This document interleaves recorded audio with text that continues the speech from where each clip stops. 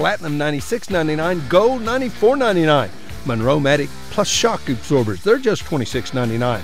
Mystic Bar and Chain Oil is a bargain at $4.49. Wix cabin air filters start at $17.49. And the Performance Test antifreeze testers, $119 and $2.99. Don't forget our large storage units and low tire prices at Parts Plus in Hobart. Parts and a lot more. Ray and Martha's Funeral Homes now have 7 locations to serve you: Hobart, Cordell, Sentinel, Mountain View, Carnegie, Anadarko, and Mangum. A family serving families. Larry and Kim Eshitai and their qualified staff are at your service 24/7. Ask about transferring a policy from another funeral home. They'll take care of everything. Larry and Kim Eshitai. There for you in your time of need. Count on Larry and Kim Eshitai. Ray and Martha's Funeral Homes, rayandmarthas.com. Sonny's Express is now serving delicious Hunt Brothers Pizza, and they have a full-service grill in Roosevelt. Hunt Brothers Pizza is now available in Hobart, Roosevelt, and in Granite. Don't forget the delicious Subways at the original Sonny's in Hobart, plus a full deli. Sonny's Express. 5 locations to serve you: 3 in Hobart, 1 in Roosevelt, 1 in Granite. Remember, now a full-service grill and Hunt Brothers Pizza in Roosevelt. Make a stop today out of Sonny's Express. If you think you're paying too much for insurance, you should see Van Sims at the Watkins Insurance Agency in Hobart. The Watkins Agency is an independent agency representing several companies, and Van will find you the best rate and the best coverage for the home, automobile, farm insurance, liability, whatever you need. Contact Van Sims at the Watkins Insurance Agency, 320 South Washington in Hobart. Give him a call at 580-726-5190. Woodland Gardens Assisted Living Center in Hobart is a new and beautiful facility. Woodland Gardens is for people 55 years of age and older. They offer 34 units, 448 square foot apartments. They serve 3 delicious home-cooked meals every day. Check out this new and quite beautiful facility for yourself or for a loved one. For more information, call Pat Holt, Administrator, 580-752-4445, 752-4445, Woodland Gardens at 915 North Broadway in Hobart. Wondering how Western Oklahoma State College can fit into your future? With 25 degree options and more than 20 student organizations, it's easy to join the Pioneer family. Western offers classes online and on campus, making it simple to fit an education into your schedule. Western's tuition is less than half of a 4-year university and offers many scholarship opportunities. To find out more about how your future is brighter at Western, visit wosc.edu. Western Technology Center, an important member of Oklahoma's career tech system. It provides skills for success in today's workplace. Call today to find out what WTC can offer you. Western Technology Center, educating people for success. Give them a call at 580-726-8400 or online at westtech.edu. Western Technology Center.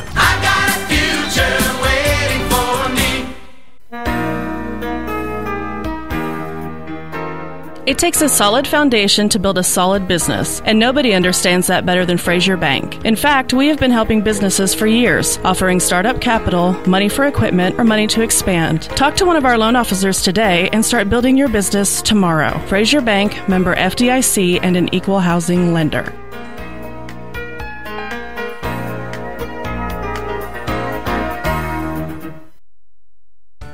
Farmers and ranchers need feed or supplies? 4E Feed and Supply in Mangum is farm-owned, so they understand your needs for the farm and ranch.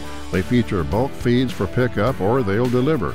Great brands coupled with fast, friendly service. They have gates and panels, vet supplies, and show feeds too. 4E Feed and Supply supports Greer County school sports and ag activities. 425 East Lincoln in Mangum. 333 Dental Care in Mangum. Dustin Lively. His experience, skill, and compassion go hand in hand when providing exceptional, up-to-date patient care. Dr. Lively and his team of professionals are proud to help you with the best dental care possible, along with preventive care that will result in a beautiful, long-lasting smile.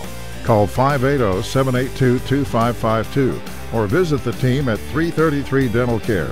They support the Mangum Tigers and Lady Tigers.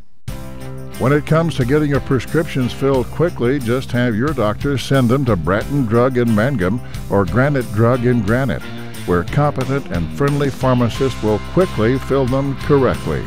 Bratton Drug and Granite Drug are hometown, locally owned pharmacies, and they know you have a choice when it comes to a pharmacy, so they appreciate your business, and they're proud to serve you. That's Bratton Drug in Mangum and Granite Drug in Granite. The Castle Insurance Agency of Mangum is celebrating 80 years in business and 4 decades of Mangum Tiger and Lady Tiger graduates. The Castle Insurance Agency has had and will continue to have a long-term commitment to support Mangum students on the field and off the field. For auto, home, farm, bonds, crop, oil field, or commercial insurance, please call or stop by the Castle Insurance Agency, 122 South Pennsylvania in Mangum. Call 782-3049. That's 782-3049. The Castle Insurance Agency of Mangum. Buy your Mangum Tiger Spirit clothing from locally owned CJ's Tiger Specialty Shop, where you'll find the best selection, quality, and the lowest prices. Greer County items, too. They'll design something especially for your group. CJ's is your one-stop Mangum School Spirit Shop, 1 block south of the high school, Mangum, Oklahoma.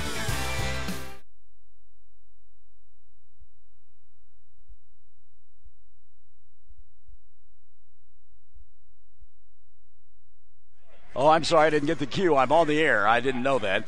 Bryce Sellers and Tyson Morley will be our officials here this afternoon and this evening. Shelly Fox is here, and Shelly's sharing something with me that I did not know until this afternoon, and I found out that Tyson has thrown somebody out that is near and dear to both Shelly and I. I will leave it right there. Not going to go any further with that one. All right, this will be a fun one. You talk about getting after it. It's semifinal Friday night here at the Tri-County Basketball Tournament. Thank you so much for joining us on 107. On Classic Hits 97.7 as we get ready for the third meeting between the Hollis Lady Tigers and the Mangum Lady Tigers. They played back in December in the championship of the Best of the Southwest, and that was won by Hollis. Then they played 2 weeks ago in the semifinals of the Merritt Classic at Merritt. That ball game won by Mangum. So they will play here this evening. One team advancing to the championship. One team will play in the third place game tomorrow. And then for giggles and grins, they'll play one more time during the regular season. So 4 matchups for this group from Mangum and Hollis. Starting 5 for Richard Carney. They will be the visitors here this evening. They are dressed in their road black uniforms with the white numerals and the orange and white trim. They'll go on the left end of your listening and or viewing device. Dusty Pence, Sarah Rogers, and J.C. Nippert, Nicole Rogers, and Kyra Hussey. The starting 5 for this group for Richard Carney. They come in at 12-4. Meantime, starting 5 for Reagan Hightower's club, dressed in their home white uniforms with the maroon numerals and the maroon and black trim. And they will go with a starting 5 that will include Hadley Shelby and Taylor Robinson. She'll be joined by Michael Macias. Madison Rollins will get the start here this evening for Coach Hightower. And the final member of that starting 5 will be Alasia Stewart. So it's Stewart, Shelby, and Robinson, Macias, and Rollins, the starting 5 for the Hollis Lady Tigers. Mr. Fox, how are you, sir? I am great. I enjoyed calling that last game, but I'm really excited to call this game. I know these two teams aren't unfamiliar with each other. Well, I want to go back for a minute. You talked about calling that bowl game between Hollis and Snyder. Hollis came from behind by as many as 15 and won by 53-52. The carryover effect to the girls' game. Momentum, excitement for the fans, to say the least. I think the Hollis fans will definitely be ready for a close one. Can we get the camera on that right now? Carney sitting in the stands next to Chad Fox. He's gone now. Boy, I tell you what, Richard, he must be loose for this one. So Sarah Rogers and Alasia Stewart on the tap, and it's going to be controlled by Mangum, and we are underway. Thank you so much for joining us on our 5 Facebook pages, on the YouTube channels, and on the air. Classic Hits 97.7. Rogers, Pence, Rogers, Nippert, and Hussey out on the floor for Mangum. And they will be patient on the offensive end. The last time these two clubs met, Keely Hussey was in the lineup, and she had the express purpose of shutting down Alasia Stewart. Nicole at the right hash mark. Looking inside, she'll go to Sarah. Draws the double team, goes to Kyra. Fakes the three. Now she'll kick it back out top to Nicole. Here's Dusty. In the corner, Nippert. JC. 3-ball on the way. Didn't get it to go. Weak side rebound, Hussey. And a reset now for Mangum.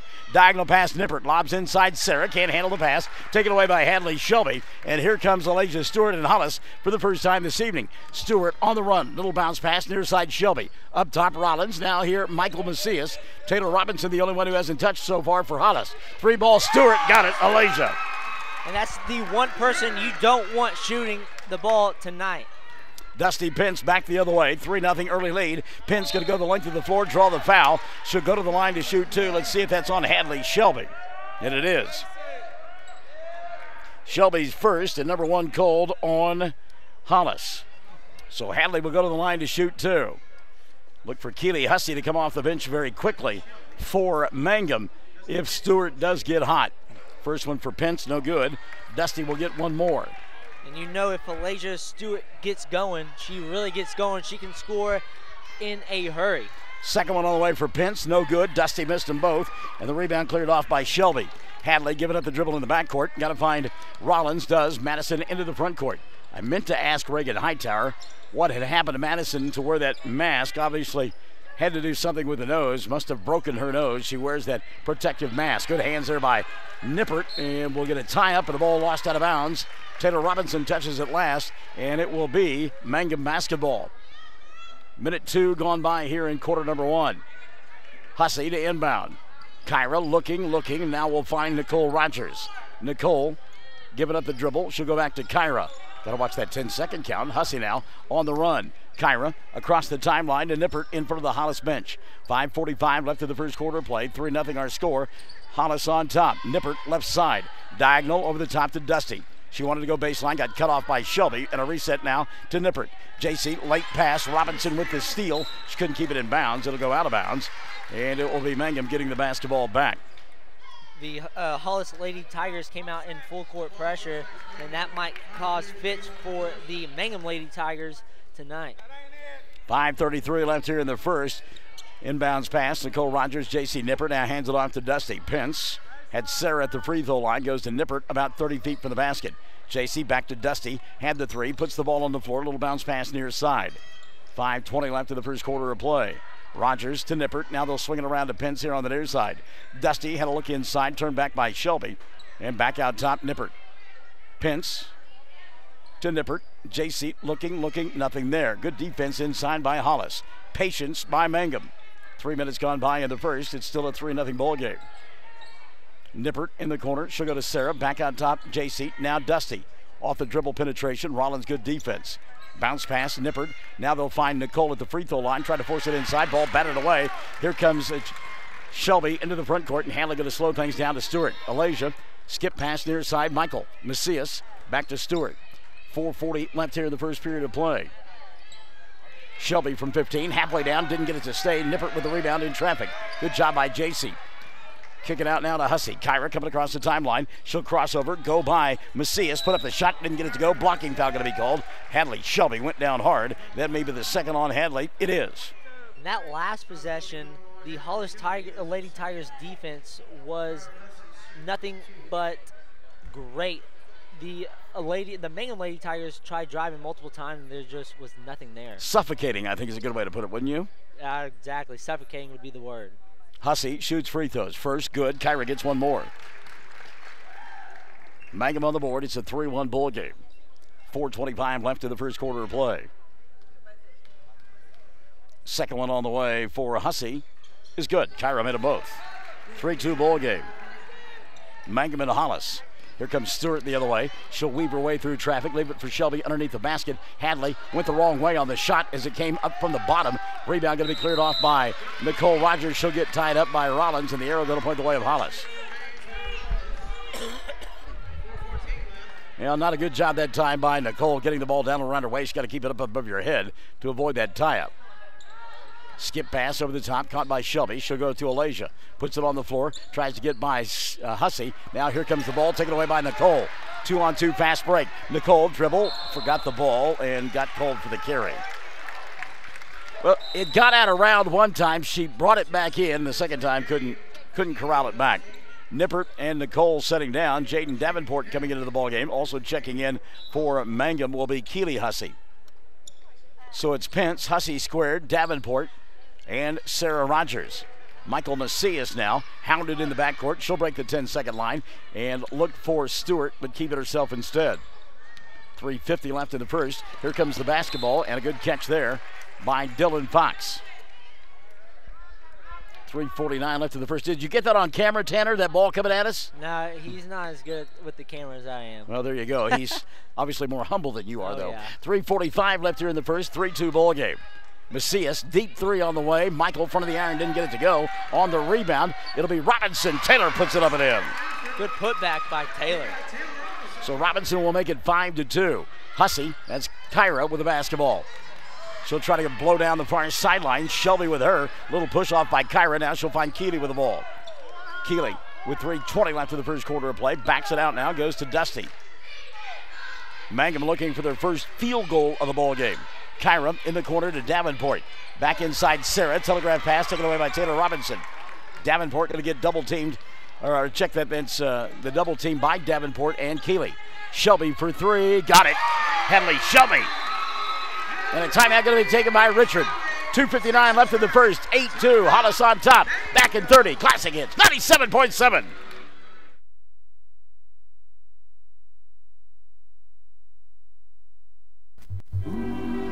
Fresh floral arrangements created right here in Mangum are the hallmark of the owners Darlene Bach and Darla Haitley at Flowers Unlimited. Remember, fresh flowers are a very personal, special gift that is so cherished when delivered for birthdays and anniversaries.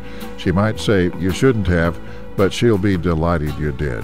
Flowers Unlimited. Call the local number 580-782-2122 in Mangum. 2:59 left in the first quarter of play. 8-2. Mangum to inbound the basketball. Quick 30-second timeout taken by Richard Kearney.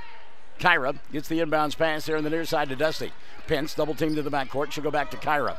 Hussey, head on a swivel, comes flying across the timeline. She'll weave her way through traffic. Now kicks it right side. Jaden Davenport for three. That comes up short. Taylor Robinson with the rebound. Robinson gets it into the hands of the playmaker, and then it's Rollins. Madison walks it across the timeline. She'll go to Michael, now Hadley. Back to Macias, deep three from NBA land. Shot doesn't go, blocking out Sarah Rogers with the rebound, and a reach-in foul going to be called on Madison Rollins.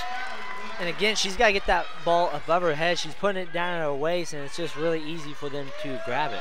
Foul on Madison, her first, and number one called on Hollis. Check that, number three on Hollis here in this first quarter of play. And that full court pressure defense that Dylan Fox talked about a moment ago. Still being employed by the Hollis Lady Tigers. Inbounds pass caught by Sarah. Rogers had it kicked out of her hands by Rollins. Both defenses are in some sort of full court pressure, trying to get some turnovers here early. At stake, a chance to play in the championship tomorrow night of the Tri-County Tournament. Rogers, the inbounds pass. Sarah had the ball knocked out of her hands, picked up by Alasia Stewart, and there's another turnover. Alasia coming across the timeline, picked up by Keely Hussey. She gets a little push off, leaves it for Shelby out on the corner. Hadley going to dribble, drive, go inside, puts up the shot, had it blocked by Sarah Rogers. Sarah said, get that stuff out of here! And here early in this first quarter, you can tell it's going to be a very chippy game. Chippy, I like that. We're not Chip and Joanna Gaines chippy either, are we?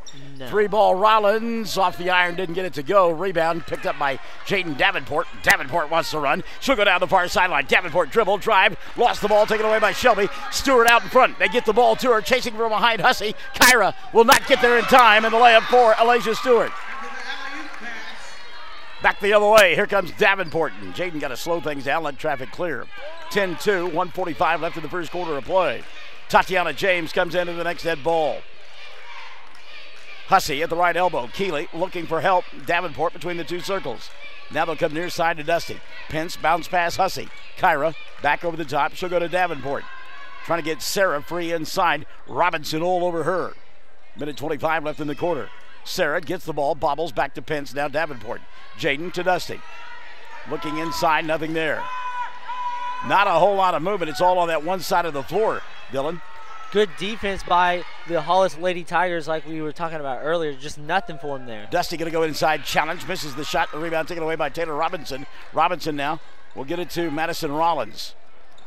And Rollinson will bring it across the timeline for Hollis. 55 seconds left here in the first quarter of play. Bounce past Michael. Macias dribble, drive around Rogers. Sarah got there late and committed a foul. Mangum looked like they were in a zone defense, and she just went right in there, Michael Macias, and was able to just go right to the rack. Foul on Sarah Rogers, her first, and team foul number 1 called on Mangum. Couple of free throws, Michael Macias. First one on the way, no good. Substitutions now for Mangum as Tatiana James, Kiana Dickey, and Nicole Rogers in. Kyra Hussey sitting down, so is Dusty Pence and Jaden Davenport. Another free throw opportunity for Macias. 51.3 left in the quarter. Macias gets this one to go. So Michael 1 of 2. And her club leads it by 9. 11-2 inbounds pass. Can't hold on to it. James picked up by Shelby. Shot comes up short. Battle for the rebound out on the wing. Going to be ripped away by Nicole Rogers. Nicole now comes diagonal on her. Taylor Robinson. Now Keely Hussey to Dickey. Up top, Nicole. Tatiana James in there to shoot threes. Try to spread that defense out a little bit for Hollis. They are packing it inside the arc. 25 seconds left, quarter number 1. 11-2. Hollis on top. Open for 3. Keely won't take the shot. Header line change by Madison Rollins. Dickey on the right side. Down to 15 seconds left in the quarter. Now Nicole will fire a 3. That's too strong. Rebound Dickey. She'll go to Keely inside, and Keely going to get a jump ball tie up. And the arrow going to point the way of Mangum with 7.6 left in quarter number 1. Yeah, the Hollis Tigers are in a zone defense, and they are going to make the Mangum Tigers shoot outside shots. Inbounds pass, Keely. She'll go to Kiana. Line drive 3, too strong. Hussey the rebound, put back won't go, but a foul will be called, and that'll be 2 on Madison Rollins, and 4 now on Hollis. 3.8 left in the first quarter of play. At the free throw line will go Keely Hussey. Mangum yet to get a field goal here in this first quarter of play. Free throw on the way, Hussey. Keely's shot no good. Mangum has missed 3 in a row from the charity stripe. Nippert back in. Sarah Rogers setting down. 3.8 left in the first quarter of play. Second one on the way for Keely, and this one is good. So Keely 1 of 2. It's 11-3. Don't foul here. Stewart from the midcourt line comes up short. And the first period will come to an end with Hollis on top. 11 on the board for Hollis, 3 for Mangum. Second period coming up, Sick and Say. Classic Hits 97.7. Friends, you need to take care of your eyes. Have regular checkups. Make an appointment with Dr. Michael Geiger, Geiger Eye Care in Altus, and now there's a Geiger Eye Care in Frederick. Dr. Michael Geiger and Sons, Seth and Bryce, well, they're good at what they do, so get your eyes checked. Geiger Eye Care, Altus and Frederick, proud to support Southwest Oklahoma youth in sports, in the classroom, in the showroom, whatever. That's Geiger Eye Care, Altus and Frederick. Mike, Seth, and Bryce Geiger, 580-482-1756. Everyone wants to be on a winning team. That's why Great Plains Bank is a proud supporter of the Tigers. No matter what life may throw at you, Great Plains Bank has the play drawn up, and we're ready to go into overtime to win your business. What makes Great Plains Bank different is that we will make the extra push to get you to the goal line. When it comes to your family's finances, every play counts, so pick a teammate you can trust. We want you on our team because with customers like you, we are greater together. Great Plains Bank, member FDIC and equal housing lender. Hello to Caitlin Huckabee, Mike McAlexander, and Dusty McAlexander checking us out here tonight on Classic Hits 97.7. Michael Macias going to go inside, get fouled, and will go to the line to shoot 2. Reach-in foul called on Nicole Rogers. First on Nicole, 2 now called on Mangum. And Coach Carney's telling his defenders they've got to slide over sooner or that will happen, and she will get to shoot free throws all night. Macias shooting 2 here. Michael 1 of 2, now 1 of 3 from the charity stripe. That one rattled in and out. Going to try to get this one right. Nagila Mama Galia Crowder. Go get them, Hollis Tigers. I hope I got that right. Good to have you alongside on our Facebook page. Second one on the way from Macias. It's good. Michael 1 of 2. And Michael in the early going with a pair of points. It's a 12-3 ball game. Kyra Hussey, Keely Hussey, Nicole Rogers. Boy, a lot of contact there. Steal by Michael. Run out by Macias. She'll lay it up and in. Michael Macias. Nicole Rogers, Keely Hussey, Tatiana James, Kiana Dickey and J.C. Nippert out on the floor now for Mangum. And a foul going to be called here. And that's on Madison Rollins, and that'll be 3 now on Madison. So Rollins with 3. She'll have to go to the bench for Reagan Hightower. That'll bring Jasmine Hale into the ball game. She's there with Michael Macias, along with Taylor Robinson, Elijah Stewart. Shot put up off the glass, didn't go in for Tatiana James. Michael Macias with a rebound. Macias coming this way. Michael off the dribble, dumps inside. Robinson with the catch. She'll put it up off the window, not get it to go. Ball tipped out and taken away by Keely Hussey. Good job by Hussey. Right down here in the front court. Ooh, Tatiana James was open. They didn't get her the ball. Reset out high now to Nicole. Rogers and company still looking for their first field goal of the ball game. Minute 5 gone by in the second quarter. It's a 14-3 contest. Nicole inside, double clutched. Hale on her, Stewart as well. Knocked the ball free. Here comes Jasmine, giving chase Dickey. Kiana slaps the ball away, comes up with a steal, and then loses it out of bounds. No, she saved it. What a play by Dickey. She'll go to Nicole. Out in the front court, here comes Keely. Hussey, dribble, drive, kick, left side. Tatiana, 3-ball, air ball. Ball out of bounds, and J.C. Nippert.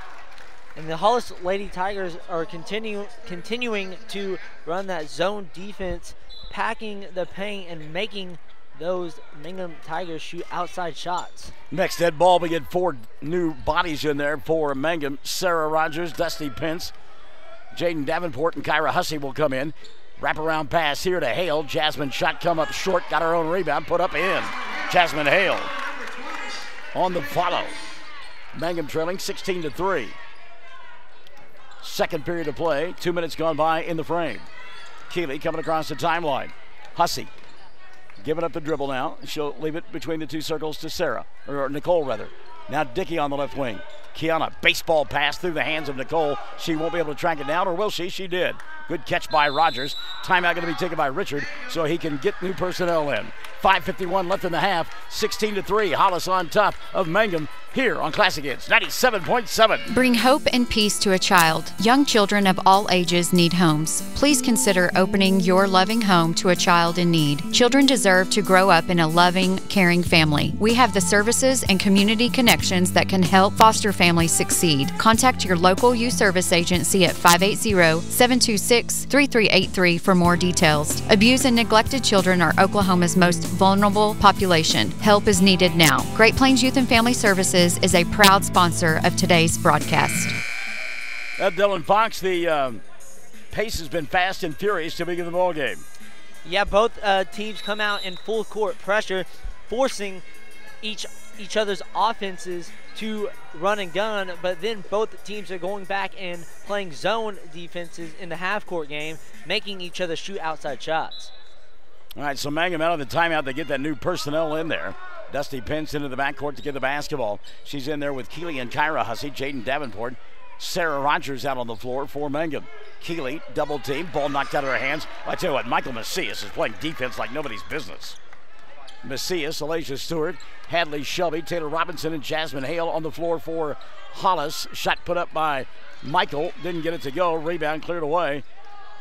And Jasmine Hale now will kick it over the top. 3-ball, Shelby. Hadley, front of the iron, didn't get it to go. Rebound taken away by Dusty. She wants to run, head on a swivel. Low goes over the top to Davenport. Can't get the shot to go down. Rebound Hale, and a reach-in foul on Keely Hussey.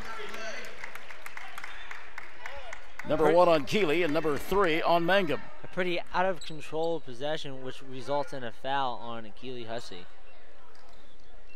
5:13 left in the first half of play. You got to wonder how long this pace can stay, you know, because it has been breathtaking so far. Michael Macias, she'll come across the timeline. Pence on her. Michael and Dusty banging away, no call. Now Macias giving up the dribble. She'll find Hale. Ball in no man's land. Taken away by Davenport. She'll go to Dusty. 2-on-1 fast break. Pence to Keely. Hussey. Glass. Got it. First 2 from the field for Mangum at the 4:51 mark of period number 2. Probably not what the Mangum Tigers drew up, but good pass by Stewart inside to Robinson. She'll lay it up and in. Alasia drawing the defense, and now we'll go back the other way with Davenport. Davenport to Sarah, stopping, popping, shooting and scoring, and we're going pinball wizard time. Back and forth, fast and furious. Both teams playing. 18-7, 4:20 left in the first quarter. Now a foul in the backcourt. Keely Hussey giving her reaction. It's on her, and it is. That'll be 2 on Keely. And team foul number 4 called on Mangum. We got 3 more games after that. You know that, don't you? Jeez. You heard that, right? You got that memo? Hey, we're just living the dream, I guess. Inbounds pass and a turnover as Michael Macias stepped on the baseline. Mangum will get it back. 18-7, they lead. 4:18 left here in the first half of play. Inbounds pass popped out of bounds by Taylor Robinson. It will still be Mangum basketball.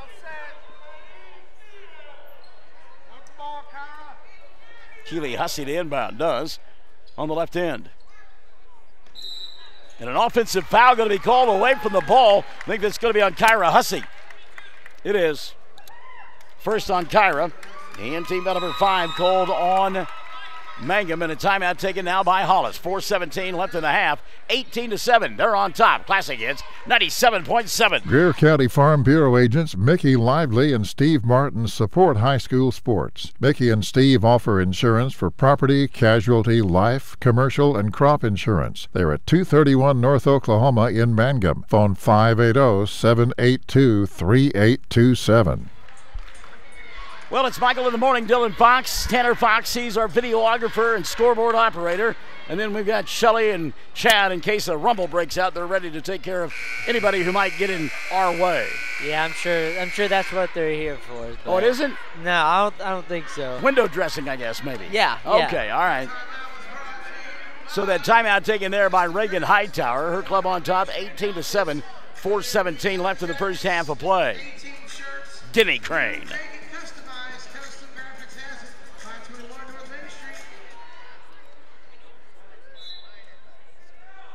Inbounds pass, caught by Shelby. Hadley pushed towards the side. She'll go in the front court now. As into the ball game, Harley Wisenhunt now for the Lady Tigers of Mangum. Wisenhunt out high to Shelby. Alicia Stewart off the dribble penetration. She'll kick it left side. Robinson. Shot blocked away by Sarah Rogers. She said, "Get that stuff out of here!" Back the other way comes Keely Hussey. Hussey, right side Davenport. Jaden, diagonal pass over the top, caught by Hussey. Kyra lost the ball, gets away with a shove. Boy, her and Wisenhunt really getting after one another. Rock 'em, sock 'em, robots! Davenport falls down, trying to cover Alicia Stewart. Stewart toying with everybody. Now gives it up to Shelby. Hadley off the penetration, throws it to Robinson. Robinson inside, going to get fouled. She'll go to the line to shoot 2. Keely Hussey picks up the personal. So far in this game, it's been very physical on both ends of the ball. That'll be a foul on Keely Hussey, her 3rd. She'll have to sit down. Nicole Rogers will take her place. Taylor Robinson shooting 2. First for Robinson, good. She'll get one more. Get a sub.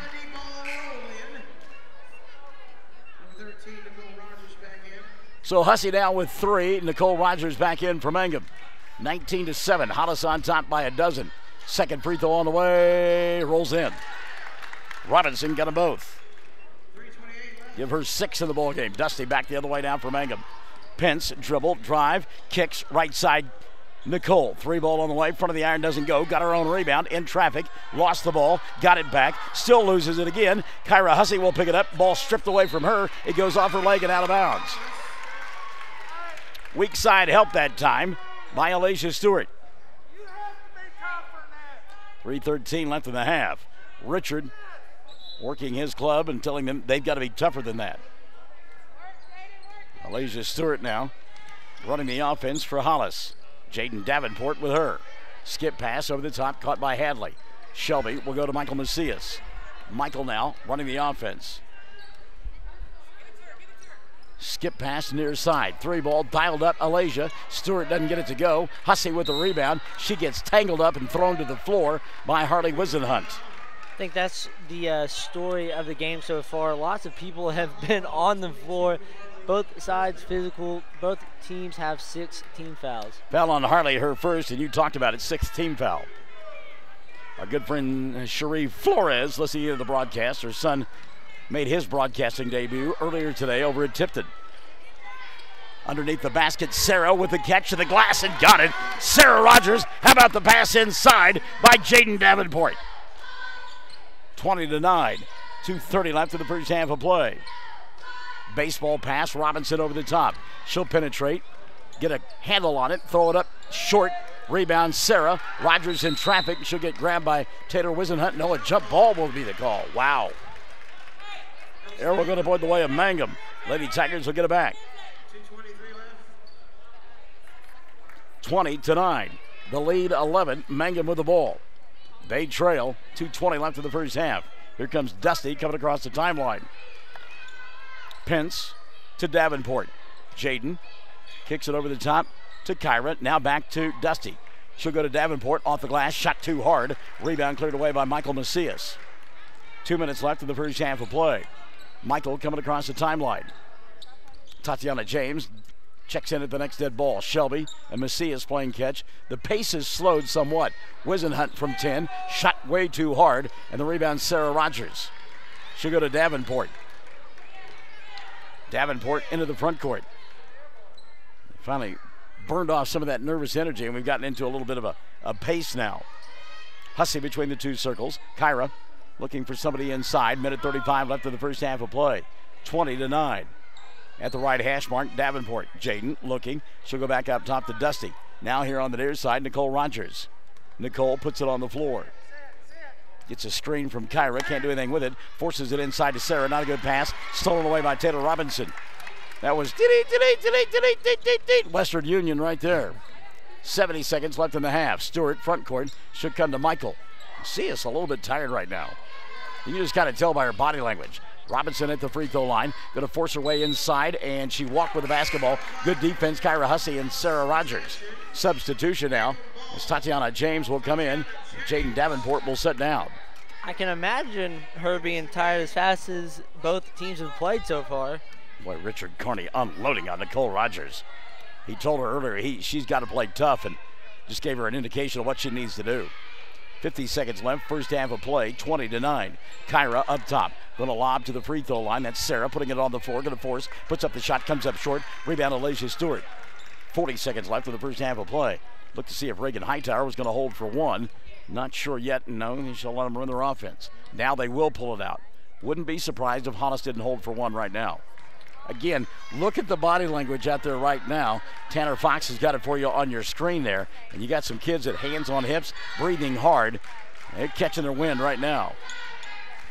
Lots of pressing, lots of full court pressure. I can only imagine how tired some of these players are. At 10, Stewart puts into play Michael Macias here on the near side, and a timeout going to be taken by Reagan Hightower with 8.9 left in the half. 20-9, Hollis on top by 11. We're Classic Hits, 97.7. When it comes to funeral homes, there are several to choose from, but choosing a funeral home that is locally owned offers the advantage of the local owners who are involved right here in the community, helping you during your time of need. Greer Funeral Home owners Carson and Stacy Van Zant are perfect examples of owners who offer that family-like connection that you'd expect from a friend and a neighbor. Greer Funeral Home in Mangum and Granite, providing dignity and respect. The Hamburger Inn in Mangum continues to be that special place people have enjoyed for generations. Good food prepared by your neighbors in a laid-back atmosphere where you really feel at home. Breakfast, lunch specials daily, and the famous fish fry every Friday night, or a great steak dinner on Saturday night. But you guys know about the Hamburger Inn in Mangum. We'll see you there. Hello to Penny Rosales. She says, "Come on, Lady Tigers, take home the win." Well, that's a great statement because you don't identify which Lady Tigers. Exactly. Both teams are the Lady Tigers, so you might want to make yourself a little more clear, huh? Well, I think I know which one she's rooting for, but we'll see if she responds. 8.9 left here in the half. That was a full timeout taken there by Reagan Hightower. Hollis on top, 20-9. Hadley Shelby with the catch. She tries to go around Dusty. Shelby down to 5 seconds. Going to force inside, puts up the shot around the rim, and it goes in for Hadley Shelby. And the half will come to an end with Hollis on top. 22 on the board for Hollis, 9 for Mangum. First 16 minutes in the books. It's a dandy. You and I will take a timeout, catch our breath, and come back to Western Oklahoma State College in the Tri-County Tournament on Classic Hits 97.7. Jamie's Auto Sales in Mangum is Tiger proud. When you need a reliable used vehicle, just visit Jamie's Auto Sales at 129 North Lewis Tittle Avenue in Mangum. Owner Jamie Turner has many years of experience in the auto sales business. Jamie or Lacey Del Tepper will help arrange financing through area banks and credit unions. Get a good vehicle and save money at Jamie's Auto in Mangum. Taking care of your family is easy and convenient at the JCMH Family Care Medical Clinic in Mangum. Located at 114 South Lewis Tittle in Mangum, Dr. Lonnie Perryman and nurse practitioner Patty Burks provide a comprehensive, full-service family practice, including care for children and adults, including geriatrics. Call 782-3393 for appointments at the JCMH Family Care Medical Clinic in Mangum. Mangum Brick Company has been operating since the early 1900s. They're the largest private employer in Greer County. Mangum Brick is proud to support high school athletics radio broadcasts. And if you know of someone looking for work, always check with Mangum Brick, as they may be hiring. Mangum Oil and Gas at 1306 North Lewis Tittle offers so many services. From fuel at the C-store to the self-serve car wash, getting propane bottles filled or propane delivered to the home and farm, even U-Haul services. It's no wonder so many folks head to Mangum Oil and Gas, where they say, "Go Tigers."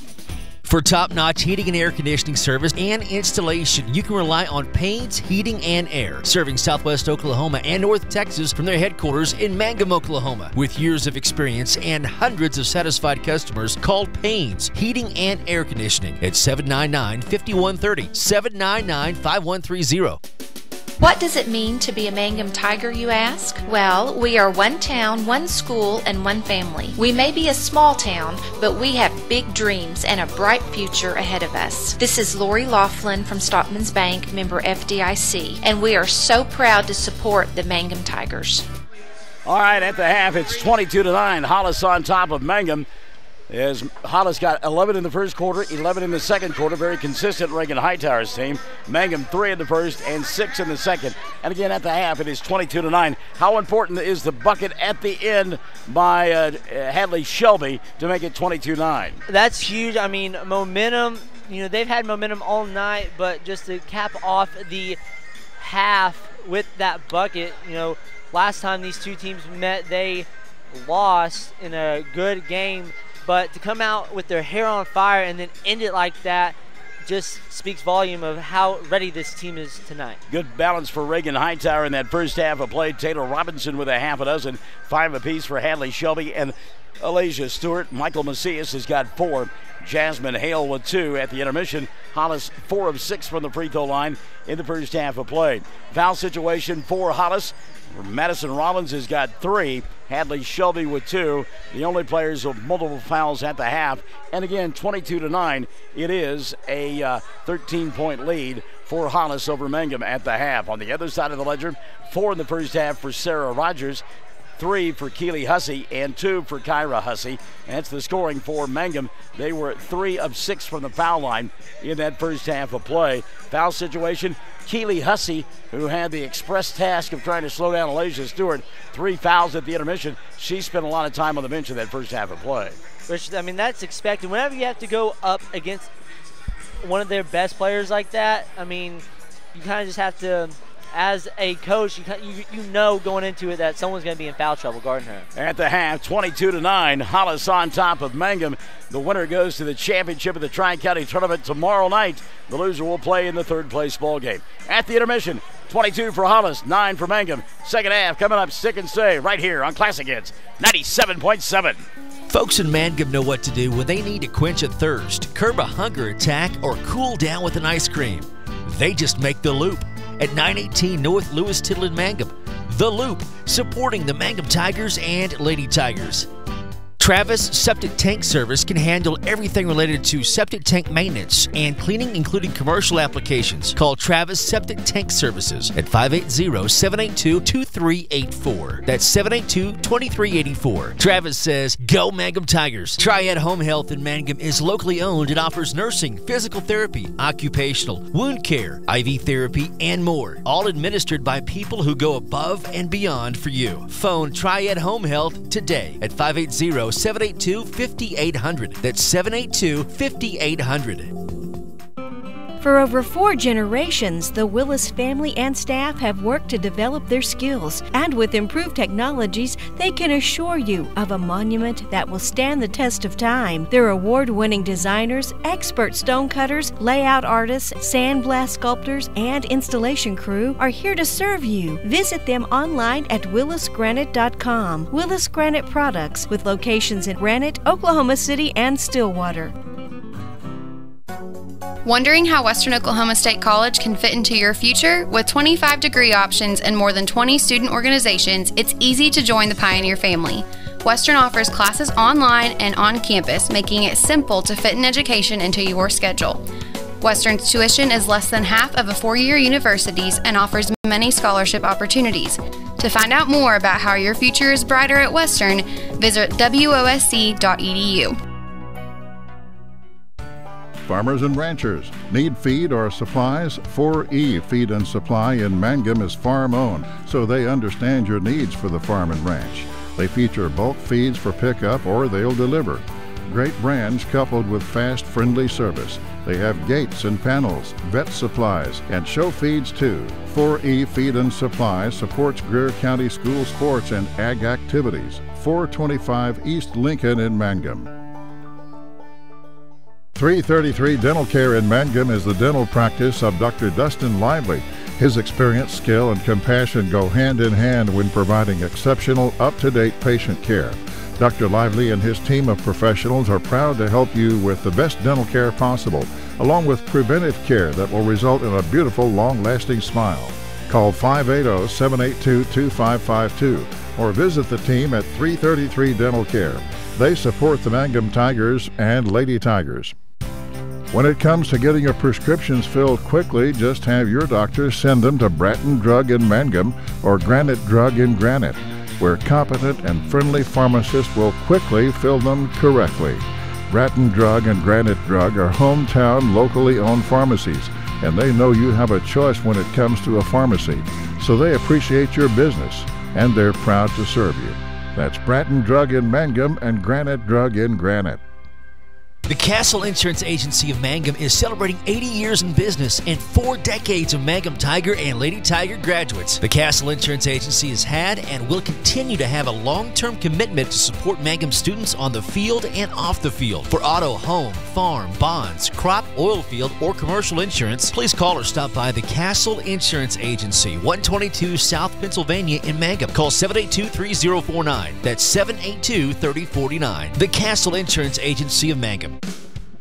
Buy your Mangum Tiger Spirit clothing from locally owned CJ's Tiger Specialty Shop, where you'll find the best selection, quality, and the lowest prices. Greer County items too. They'll design something especially for your group. CJ's is your one-stop Mangum School Spirit Shop, 1 block south of the high school, Mangum, Oklahoma. Fresh floral arrangements created right here in Mangum are the hallmark of the owners Darlene Bach and Darla Haitley at Flowers Unlimited. Remember, fresh flowers are a very personal, special gift that is so cherished when delivered for birthdays and anniversaries.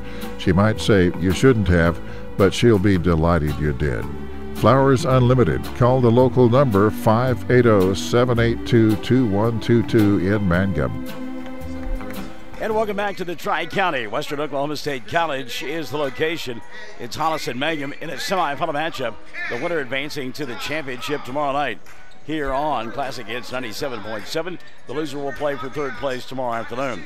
It'll be Hollis basketball. They will go with Michael Macias, Elijah Stewart, Hadley Shelby, along with Madison Rollins and Taylor Robinson. Hollis in their home white uniforms with the maroon numerals and the maroon trim. Meantime, in their black, you'll find Mangum, Dusty Pence, along with Keely Hussey, Kyra Hussey, Sarah Rogers, and Nicole Rogers.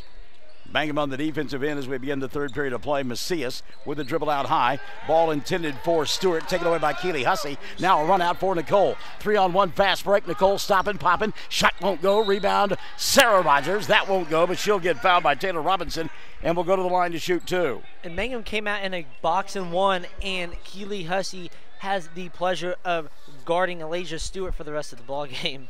Well, again, the thing that's tough about that, though, keep in mind, Hussey with 3 personal fouls as we go to the third quarter of play. Free throws, Sarah Rogers. First one spins in and out. She'll get one more.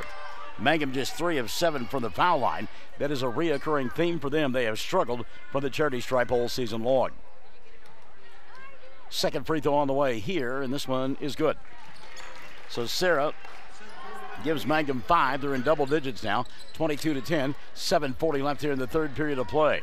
Michael Macias coming across the timeline. In her hip pocket, Dusty Pence. Good job by Macias. She'll come down to Shelby. Hadley back out top to Michael. 30 seconds gone by in the third. Inside Shelby loses the ball. Knocked out of bounds by Sarah Rogers. It will still be Hollis basketball. Hollis just being fearless. They just keep attacking inside. Robinson, shot doesn't go down. Not a good angle. Rebound cleared away by Sarah. She'll go to Dusty on the run out. Pence into the front court. Skips it over the top to Keeley. Or that's Nicole Rogers. Nicole back to a lazy pass there. Going to be taken away by Madison Rollins. Rollins with the run out. And a blocking foul going to be called on Nicole Rogers. She got back late. The foul on Nicole, her second. And team foul number 1 of the second half called on Mangum. So Madison Rollins will go to the free throw line to shoot a couple here. Her club on top by a dozen, 22-10. First one on the way for Madison is no good. She'll get one more. Madison Rollins. Rollins yet to score in the ball game at the 7:10 mark of quarter number 3. Second free throw on the way for Rollins, and this one goes in. So Madison Rollins 1 of 2 from the line. As a club, Hollis now is 5 of 9. Kaylee Hussey into the front court. Hussey looks inside to Kyra. She'll go to Sarah. Sarah stops, comes up short. Rebound lost out high, and now going to be picked up by Michael Macias. And boy, I tell you what, that's 2 trips in a row. Mangum has had it inside, couldn't convert. Shelby down the other end for 3. And Hadley with a dagger from distance. 8 now for Hadley Shelby. 26-10, the lead has grown to 16. Lob inside to Nicole, and she traveled. I'm going to be honest with you, Mangum losing a little composure here. J.C. Nippert going to come back into the ballgame, and Nicole will sit down. Richard hands on hip, and there's just not a whole lot he can say at this point. Coming up next, we got a boys semifinal matchup. It'll be a dandy. Hobart and Luther set to square off. That ball game, by the way, was supposed to begin at 5:40. Guess what time it is? It is 5:46. How about that? Yeah. maybe that's 5:40 Mountain Time. Lob over the top, Macias. Now Alasia in the corner, back to Michael. Off the dribble penetration, she'll go to Macias. That's Alasia Stewart from Macias. Now to Shelby. Hadley hit a 3 a moment ago. They'll close her out and not give her the opportunity to shoot another one. 2 minutes gone by here in the third. Shelby does get the opportunity to shoot a 3. That one's off the front of the iron, didn't get it to go. Rebound, Alasia Stewart. Good job by Stewart. In traffic, she'll dribble, drive, throw it up with a left-handed score. Alasia Stewart. And that's what kills coaches. You get them to shoot a long-distance 3, and then you don't box out and let Elijah Stewart just take it right to the rack. Lead now 18, 28-10. Lob inside to JC, ball out of bounds. Last touch by Taylor Robinson. It will still be Mangum basketball. And you're right. I mean, it's you play the defense that you design, and then you don't execute. Kind of like when you get an offensive play and don't execute. Kyra Hussey does, though, as she gets the inbounds pass and scores. 4 in the ball game for Kyra. Now back the other way, Alasia Stewart. 26-12, her club leads with 5:25 left in the third period of play. Shelby in the corner. She'll go to Rollins, fakes the 3. Madison giving up the dribble. Ball slapped out of her hands and picked up by Kyra Hussey. Good hands that time by Sarah Rogers. Hussey now being chased from behind. She'll give it up to Sarah. Dribble, drive, foul. Rogers to the line to shoot 2. This should be on Macias. And it is on Michael Macias, her first to the ball game. And number 2 called against Hollis. Sarah to the line to shoot 2. Sarah Rogers. 5:10 left here in the third period of play. First one on the way for Rogers. Sarah will miss that one. Wow. And now Mangum has made 4 of 9 free throws. You trail by 16. Those numbers don't compute. Second one good. That'll make it 28-13. 5:05 left here in the third. Here comes Elijah Stewart into the front court. She'll cross over, dribble, drive, leave it for Robinson. Taylor spinning, couldn't get the shot to go down. Foul going to be called on Kyra Hussey. And Keely Hussey just looks gassed from just chasing Elijah Stewart around this whole second half. Taylor Robinson to the free throw line to shoot a couple. By the way, that foul on Keely Hussey, her second. Free throw rolls in for Robinson. And if you're Richard Carney, everything that gets up on the rim for Hollis seems to be falling in. The same cannot be true for his club. No, definitely not. They've missed a couple of wide open bumps. Second one, no good. Sarah Rogers with the rebound. So Mangum will get it back now. Trailing 29-13. Out high with the ball. It's Keely Hussey. And like you said, looks like she's just trying to maybe catch her breath a little bit. Goes over the top to Dusty. Pence here on the near side to JC. Back to Dusty. Sets, fires three. That's too long. Rebound though, Keely Hussey. Keely going to put it up and score. Strong move there by Keely Hussey. Keely now with 5 in the ball game. Mangum trails 29-15. Macias nearly lost it in the backcourt. Michael quickly to Shelby. And Hadley will slow it down to Stewart. Alasia to Michael Macias. Now over the top, they'll go to Hadley Shelby. Boy, Dusty nearly got a piece of that one. Some dangerous passes made there. And that's what happens whenever they run that 1-3-1 defense. It forces the Hollis Lady Tigers to throw some passes they normally wouldn't pass. Now Rollins goes inside and scores. And that'll make it a 31-15 ball game. Madison Rollins. Nippert asking for it inside, but instead it's Dusty here on the near side. Shelby will cut her off. Boy, Hadley's played a great game defensively. Alasia Stewart patrolling inside, denying Sarah Rogers. Now a cross-court pass going to be taken away by Hadley. Shelby on the run out. Stop, pop, come up short. Battle for the rebound going to be taken away by Macias. She'll spin, shoot, and score. 33-15. 3:20 left here in the third. Kiana Dickey, Tatiana James will check in for Mangum. Jaden Davenport as well. And this is just a shell-shocked basketball team right now in black. Foul from behind going to be called on Taylor Robinson. Kyra Hussey is demanding the ball at the high post. She wants the ball and she wants to go score. Second on Taylor Robinson. 3 now called on Hollis. You mentioned Keely Hussey. She sets, so does Dusty Pence and J.C. Nippert. Mangum to inbound underneath their own glass. Right to Alasia Stewart. Wow. Stewart now with a run out. Dickey giving chase. Alasia will lay it up and score and get fouled by Dickey. First on Kiana, 3 now on Mangum in the second half of play. And I wondered how long it was going to be before Richards started clearing his bench.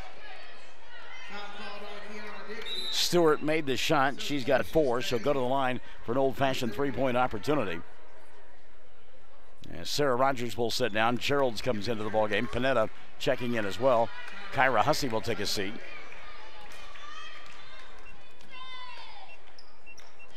Free throw, Stewart up and in. Emmett Geralds will track down the ball near Jaden Davenport. That was near disaster there. Mangum trailing now 36-15. Panetta out high. Baseball pass here to Geralds. Now she'll give it to Davenport. Davenport inside Tatiana James. Had the ball stripped out of her hands and a battle for it across the way. Knocked out of bounds. It will still be Mangum basketball.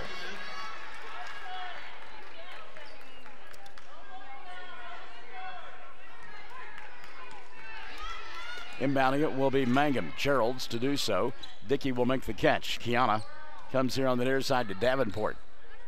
Right side, they'll go up top to Kiana. Dickey celebrating her 18th birthday today. Happy birthday to Kiana. Now to Davenport. On the wing, Tatiana James for 3. Shot too strong. Battle for the rebound. And they're going to get a push called on Kiana Dickey. Foul on Kiana, going to be her second. And team foul number 4 called on Mangum in the second half of play. Like you said earlier, they just haven't got any shots to fall. They haven't been able to get in any rhythm, and that shows with only 15 points in this game. Yeah, I mean, here we are about midway point of quarter number, well, past the midway point. I'm sorry, 2:15 left here in the third, and they've got 15 points. That's a travel. Yep. Taking an extra step there was Madison Rollins, and I could hear Richard to our right say she does that every time. His club, though, trails by 21. 2:05 left here in the third. Gerald's into the front court. Emma had the ball knocked out of her hands. Davenport got it, lost it, picked up now by Rollins. And again, those 50-50 balls just not being picked up by Mangum. Davenport hooked up with Stewart as they come across the timeline. Love the way Jaden uses her speed. Shelby thought about a three, but instead it'll be Macias. Michael halfway down, didn't get it to stay. Dickey with the rebound. Look at James out here all by herself. They don't get her the ball. Kiana crosses over, dribbles it off of her foot, falls to the ground, now recovers, goes to Davenport. Jaden, 15-footer, got it. Jaden Davenport. First two of the ball game for Jaden. And that'll make it a 36-17 ball game. Minute 20 left in the third period. Shelby into the front court. Hadley reverses out high to Michael Macias. Now a deep three, Alasia Stewart. That's off the front of the iron, blocking out Panetta. Good job that time. Should come up with a loose basketball. Gerald's walked. Tried to get her feet underneath her so she could launch the pass, and took an extra step to do so. So the turnover, going to give it back now. A little bit of an opportunity there for Mangum to go on a bit of a run, and he cannot take advantage of it. Minute 10 left here in the third quarter of play. It has been all Hollis to this point as they lead it 36-17. Stewart, deep three, left side goes. Why not? Alasia Stewart. Alasia now with 8 in the quarter, 13 on the ball game. 39-17. Gerald's into the front court. She'll go to Tatiana. Bobbles, finds Davenport. Jaden attacks, goes glass and scores. Jaden Davenport. 4 now for Davenport. 39-19, the lead 20. 35 seconds left in the third quarter. Rollins bounced it off of her foot. Mangum gets a break there. See if they can take advantage of it. And this is what needed to happen in the first quarter. They needed to get to the rim early and then be able to push the ball in transition. They just weren't able to do that. All right, back the other way now comes Davenport and company. Dickey in the corner to Gerald's. That ball partially blocked. Got to be picked up by Shelby. And Hadley will run right into Shelby in a blocking foul, or will run right into Emma Gerald's, and there'll be a foul on Emma. That's her first. 5 now called on Mangum in the second half of play. I think Emma got the worst of that without a question. So Alasia Stewart and company will walk it across the timeline. Shelby here on the near side. She'll go to Macias. Game of keep away going on right now as we're down to 8 seconds left in the third quarter. Shelby over the top. Macias cut off out high. Michael got away with the carry. Puts it up off the glass. Didn't get it to go. Rollins put back at the buzzer. Won't fall. We've played 3. 39-19. It's a 20-point lead. Hollis in front of Mangum. Classic hits 97.7. Friends, you need to take care of your eyes. Have regular checkups. Make an appointment with Dr. Michael Geiger Eye Care in Altus.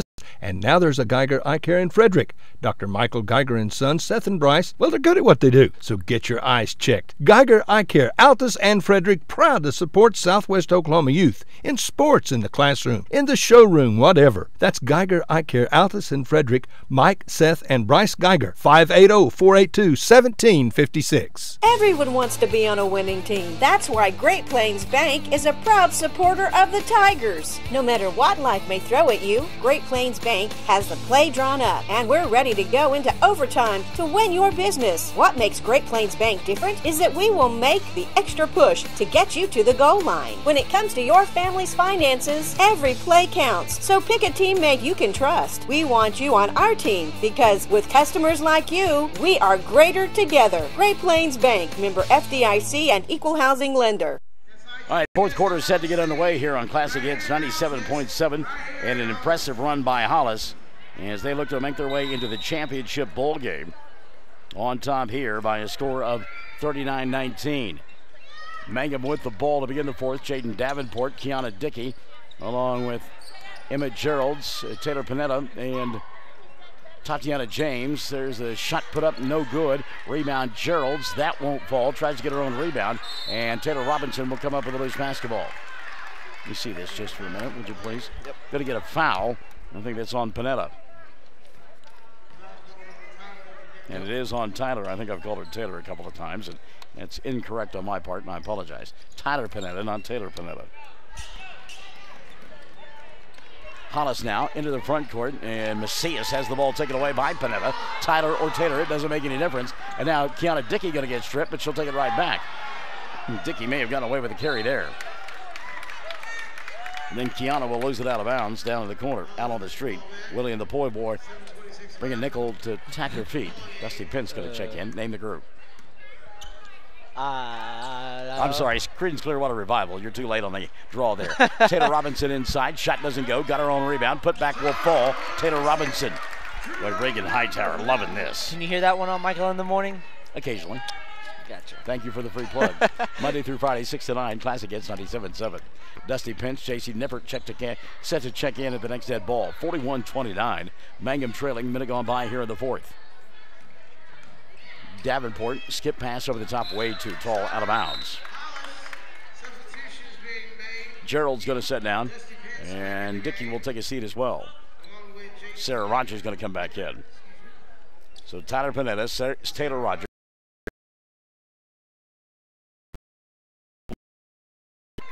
(41-19). They trail. 6:50 left of the ball game. Alicia Stewart, got to watch that 10-second count. She kind of lackadaisical now. Cracks the timeline. 6:40 left of the ball game. Hadley Shelby back up top. She'll go to Macias. Ball slapped out of her hands by Davenport. Michael will get it right back. Boy, Davenport and Macias really getting after it. Macias now in the corner. Ball fake. Inside Stewart with the right hand. Comes up short. Battle for the rebound. Panetta will get it. Throws it over the top. Ball caught by Jaden Davenport. Davenport now to Pence into the front court. Dusty steps through, puts up the shot, doesn't get it to go. And on the rebound run out, back the other way, Alicia Stewart. Stewart, she'll dribble, drive, shoot it over Sarah Rogers and score. Alicia Stewart, 15 in the ball game now for Stewart. The lead 43-19. 5:55 left of the ball game. Nippert into the front court. She'll go to Dusty. Pence back to JC. Now in the corner, Sarah Rogers. Rogers to Nippert underneath the basket. Shoots over Robinson. Shot goes. JC Nippert. First two of the ball game for Nippert. 43-19. 5:35 and 1 to get the fourth quarter of play. Over the top, Hadley Shelby. She'll dribble, drive, leave it for Robinson. Robinson got fouled prior to the shot. Check the foul here, and they called it on Sarah Rogers. That'll be her second. And team foul number 6 called on Mangum. To the free throw line, Taylor Robinson. Robinson, with 9 in the contest, is 3 of 4 from the stripe. And now we've got a question, is it a 1-and-1? And that will be team foul number 7 on Mangum. We just had him for 6. All right, so Robinson to shoot 1-and-1. First one on the way for Taylor. Rolls in, Taylor Robinson. Robinson now with 10. What's a swirly do? I have no idea. Right. Is that a new basketball term I'm not familiar with? Second free throw, no good. I've been captured and stuck in a toilet and gotten a swirly that way. I know that. Hey, I like that announcer down there. 44-21. Well, I can see if I can get her to come join you for the next game. Lob inside Rogers. Sarah blocked away from behind by Stewart. Rogers will get it back, put it up and score. Sarah Rogers.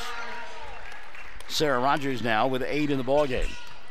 44-23. 3 minutes gone by in the fourth. Stewart double teamed in the backcourt. Throws it over the top to Hadley. Shelby with the catch. I love Shelby. She plays full tilt and chews gum the entire time. I only know a few players that have ever done that. And not easy to do, let me just tell you. If I see her start blowing bubbles, I'm really going to be impressed. Hadley, a fun kid. We known her for a long time. Great family. Talked to her dad, Trent, earlier this evening. Here comes Michael Macias. Some Ole defense on the part of Mangum. Well, that'll get Richard put his hands on his hips. He's disgusted by the lack of defense there. 46-23. Hollis has doubled up Mangum with 4:20 left of the ball game. Dusty steps in, tries to put up the shot. Ball knocked out of her hands. Sarah going to track it down. Reset now to JC. She'll go to Jaden. Davenport attacks the glass. Shot around the rim. Didn't get it to go. Rebound put back Sarah. No. Foul, yes. And Rogers will go to the line to shoot 2. Let's see if this is on Alasia Stewart. And it is. Foul on Alasia, her first of the night. And team foul number 4 called on Hollis.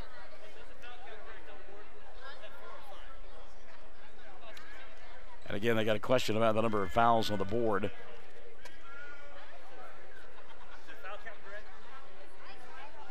Yes.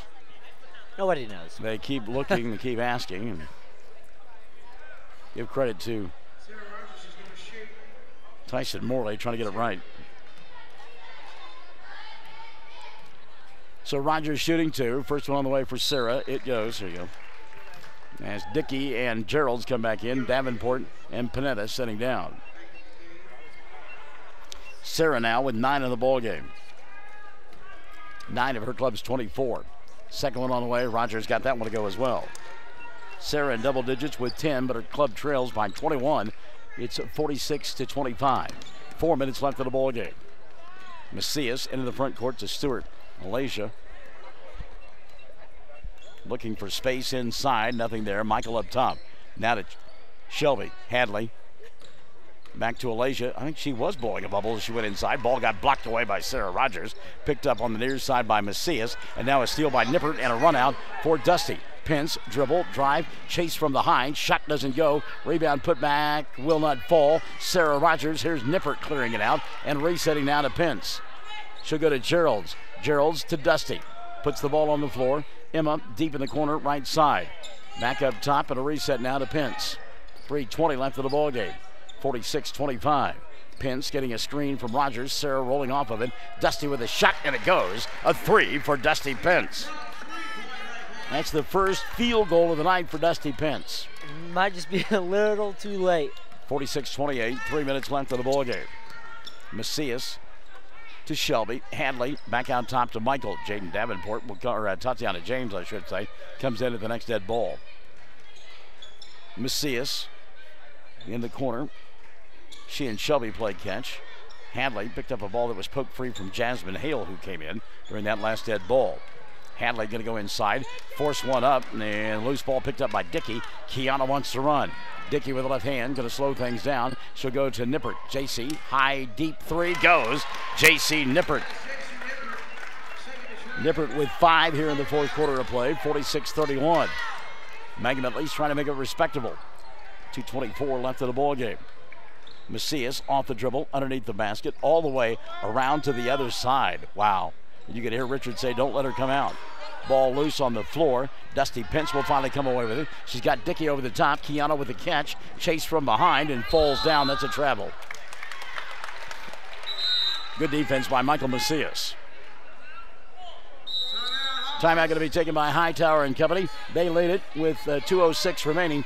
46-31. This is Classic Hits 97.7. Bring hope and peace to a child. Young children of all ages need homes. Please consider opening your loving home to a child in need. Children deserve to grow up in a loving, caring family. We have the services and community connections that can help foster families succeed. Contact your local youth service agency at 580-726-3383 for more details. Abused and neglected children are Oklahoma's most vulnerable population. Help is needed now. Great Plains Youth and Family Services is a proud sponsor of today's broadcast. All right. And we are back. It's 2:06 left in the ball game. 46-31. Gabriel Burton checking in. Also, Latrenda Whitfield. Going to have you guys alongside on our Facebook page. Classic Hits 97.7.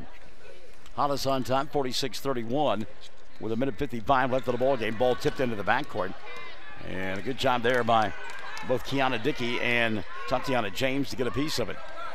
Alasia Stewart out high, crosses over, kicks left side. 3 ball, Shelby, short, rebound. Good job by Emma Geralds. She'll go to Dickey. Kiana coming up into the front court.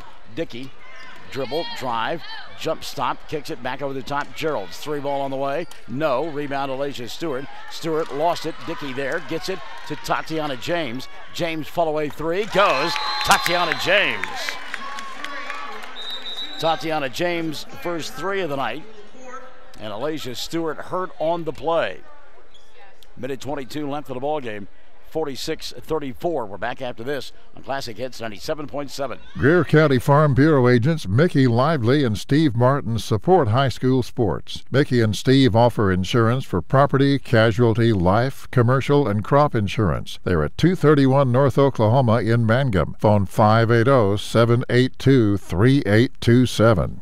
When it comes to funeral homes, there are several to choose from, but choosing a funeral home that is locally owned offers the advantage of the local owners who are involved right here in the community, helping you during your time of need. Greer Funeral Home owners Carson and Stacy Van Zant are perfect examples of owners who offer that family-like connection that you'd expect from a friend and a neighbor. Greer Funeral Home in Mangum and Granite, providing dignity and respect. The Hamburger Inn in Mangum continues to be that special place people have enjoyed for generations. Good food prepared by your neighbors in a laid-back atmosphere where you really feel at home. Breakfast, lunch specials daily, and the famous fish fry every Friday night, or a great steak dinner on Saturday night. But you guys know about the Hamburger Inn in Mangum. We'll see you there. Well, the good news is Elijah Stewart able to walk off underneath her own power. That was one of those cases where you see it a lot of times in football, college, and NFL. Linemen will get rolled up on as there's a scramble at their feet, and that's what happened there. The Hollis and Mangum scrabbling for that basketball, and somebody rolled up on the leg of Elijah, but she'll be okay, it looks like. Yeah, definitely. That's not the player you want hurt right before playoffs, though. Just over a month left in the season. Inbounds pass caught by Jasmine Hale, and no, that's not Jasmine Hale, I'm sorry. That is Madison Rollins. Rollins going to go to Michael Macias, and Macias will go to the free throw line as a blocking foul going to be called on Mangum. And it's on Emma Geralds. That'll be her second, and team out of her 8 called on Mangum. Stewart back into the ball game, so Elijah got to be okay. At the free throw to shoot 1 and 1, Michael Macias. Macias with 4 points in the ball game. Michael, front end, no good. Rebound Taylor Robinson, though. Robinson will put it up, come up short. And Madison Rollins had to take it away, but standing on the baseline was the Mangum player, and so Hollis will retain possession. Geralds will sit down, and back into the ballgame now will come Nicole Rogers. Macias to inbound. Michael, pass taken away by Sarah on the run. Rogers being chased by Robinson. Sarah going to put it up and score, get fouled, and a three-point opportunity for Sarah Rogers. Just like that, what was a 20-plus point deficit is now only 10. Rogers with 6 in the quarter and a dozen for the ball game. 46-36, and Sarah can cut it to less than 10 here. 1:03 remaining. They may run out of time, but you've got to like the effort on the comeback by Mangum. Rogers, three-point play, rolls in. Sarah Rogers.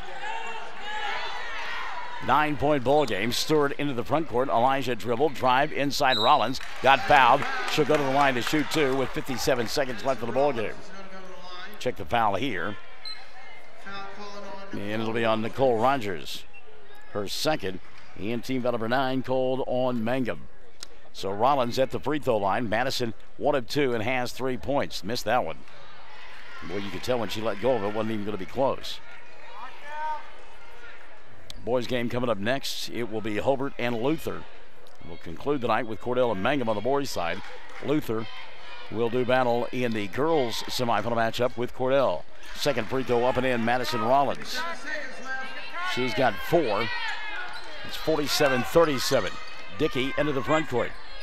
Dickey skips it over the top now to Dusty. Dusty, precious time running off the clock. Goes to Nicole for 3. No good. Sarah rebound. Put back. That won't go. Ball loose on the floor. We'll get a tie-up.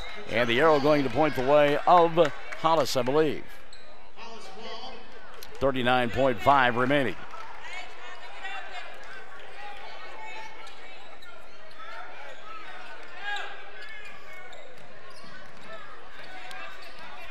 All right, here we go now. Hollis coming across the timeline. 47-37. 30 seconds left here in the ball game. And Mangum just letting Hollis dribble out the ball game. How about this? Are you surprised by that? I think Coach Carney realized that if he sends Elijah Stewart to the free throw line, that it might just end up being 14 or 15-point game instead of a 10-point game. But for the Mangum Lady Tigers to come back down from 20 plus to make it a 10-point game shows a lot about this team and Coach Carney. 47-37 your final score. The victory goes to Hollis. They'll advance to the championship tomorrow night at the Tri-County Tournament. Back with your totals after this on Classic Hits 97.7. Jamie's Auto Sales in Mangum is Tiger proud. When you need a reliable used vehicle, just visit Jamie's Auto Sales at 129 North Lewis Tittle Avenue in Mangum. Owner Jamie Turner has many years of experience in the auto sales business. Jamie or Lacey Del Tepper will help arrange financing through area banks and credit unions. Get a good vehicle and save money at Jamie's Auto in Mangum. Taking care of your family is easy and convenient at the JCMH Family Care Medical Clinic in Mangum. Located at 114 South Lewis Tittle in Mangum, Dr. Lonnie Perryman and nurse practitioner Patty Burks provide a comprehensive, full-service family practice, including care for children and adults, including geriatrics. Call 782-3393 for appointments at the JCMH Family Care Medical Clinic in Mangum. Mangum Brick Company has been operating since the early 1900s. They're the largest private employer in Greer County. Mangum Brick is proud to support high school athletics radio broadcasts. And if you know of someone looking for work, always check with Mangum Brick, as they may be hiring. Well, you talked about the scoring, Dylan, and Mangum 18 points in the fourth quarter. They had 19 through three quarters. Yeah, I mean, that just shows a lot. I noticed that Coach Carney left some of his seniors in to see how they would respond to some adversity. They've played well the last few games. This is the first time they've really faced that kind of deficit. All right, so the victory goes to Hollis. They win it by 10, 47-37 in the victory. 15 points for Elijah Stewart. I forgot to total up the Hollis totals. 15 in the win for Elijah Stewart. Also in double figures, it was Taylor Robinson. Robinson wound up with 10, 8 in the ball game for Hadley Shelby. Shelby a thorn in the side early on. 4 in the contest for Michael Macias. 4 as well for Madison Rollins, and 2 in the ball game for Jasmine Hale. From the free throw line, 9 of 16 was Hollis, and again they win it by 10, 47-37 for Mangum. Nobody in double figures. Check that. Sarah Rogers was in double figures. Rogers wound up with 2, 4, 6, 7, 13 points in the ball game for Sarah to lead Mangum. 13 for Rogers. Give 5 of the ball game to Keely Hussey and to J.C. Nippert. 4 for Jaden Davenport. 4 as well for Kyra Hussey. 3 in the ball game for Dusty Pence. Tatiana James had 3. 8 of 13 was Mangum from the foul line. And again, a 10-point victory for the Hollis Lady Tigers over the Mangum Lady Tigers. We'll take a timeout, stick and stay. Come on back. We've got a boys semifinal matchup coming up. It's Luther and Hobart right here on Classic Hits 97.7. Mangum Oil and Gas at 1306 North Lewis Tittle offers so many services. From fuel at the C-store to the self-serve car wash, getting propane bottles filled or propane delivered to the home and farm, even U-Haul services. It's no wonder so many folks head to Mangum Oil and Gas, where they say, "Go Tigers."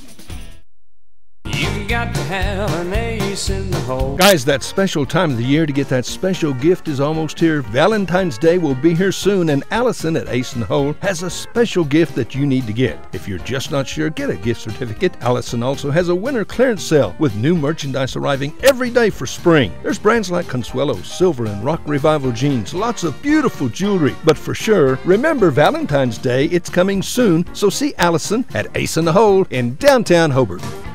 The foundation of success for any business is a strong sense of community. At Bank First, our roots run deep in Oklahoma. In fact, we're in more than 50 communities statewide. We're proud to be your next-door neighbors and your friends. Whether you have basic checking, cash management, or investment needs, Bank First can provide quality financial products for your business to prosper. Let us be your business partner. You'll find our people make a world of difference. Bank First, loyal to Oklahoma, loyal to you. Member FDIC. Barbara and Larry Stewart at Barbara's House of Beauty in Hobart are longtime Hobart Bearcat and Lady Bearcat boosters, proud once again to help with the radio broadcasts. Folks, when you need your hair cut, fixed, colored, tell Barbara the color, the cut, the style you want, and friends, she will do it. Barbara's been a beautician for a bunch of years, and she's really good. Call for an appointment, 726-3532. Barbara's at 800 South Broadway in Hobart. And go Bearcats. Good luck from Barbara and Larry Stewart, Barbara's House of Beauty in Hobart. James and Betty Chaplin have been a part of Hobart for a long time. As a matter of fact, for over 40 years. They are proud to live here, proud to do their part in supporting our youth in all their activities. James and Betty have 4 granddaughters in the Hobart schools. They wish our youth success in activities like sports, academics, band, show ring, whatever they're doing. Do your best, because James and Betty are proud of you, proud to be Bearcat boosters. That's James and Betty Chaplin and family saying, go Bearcats. Folks, hopefully you've been in and seen the improvements and additions that we've made at Klink Supermarket in Hobart recently.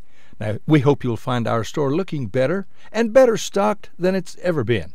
Our goal remains the same: great selection of groceries, produce, meat, gluten-free products, and so much more, with the lowest possible prices and always helpful and friendly employees, because we really do appreciate your business. Thank you. Neil Hobbs and staff, Klink Supermarket in Hobart, proud Bearcat boosters. Friends, if you can dream it, Michael can build it at Double Diamond Welding and Fabrication in Hobart. Come check out all the yard art, the OU and OSU items, so doggone much more at Double Diamond. Hey, do you need cattle panels, a trailer, a cattle chute, a feeder? Michael has the equipment and the know-how when it comes to welding. Metal sales by the inch or by the foot. Michael, Misty, Marshall, Micaiah, and now little Maverick Wright. The Wright family, Double Diamond Welding and Fabrication in the old Ford store in Hobart.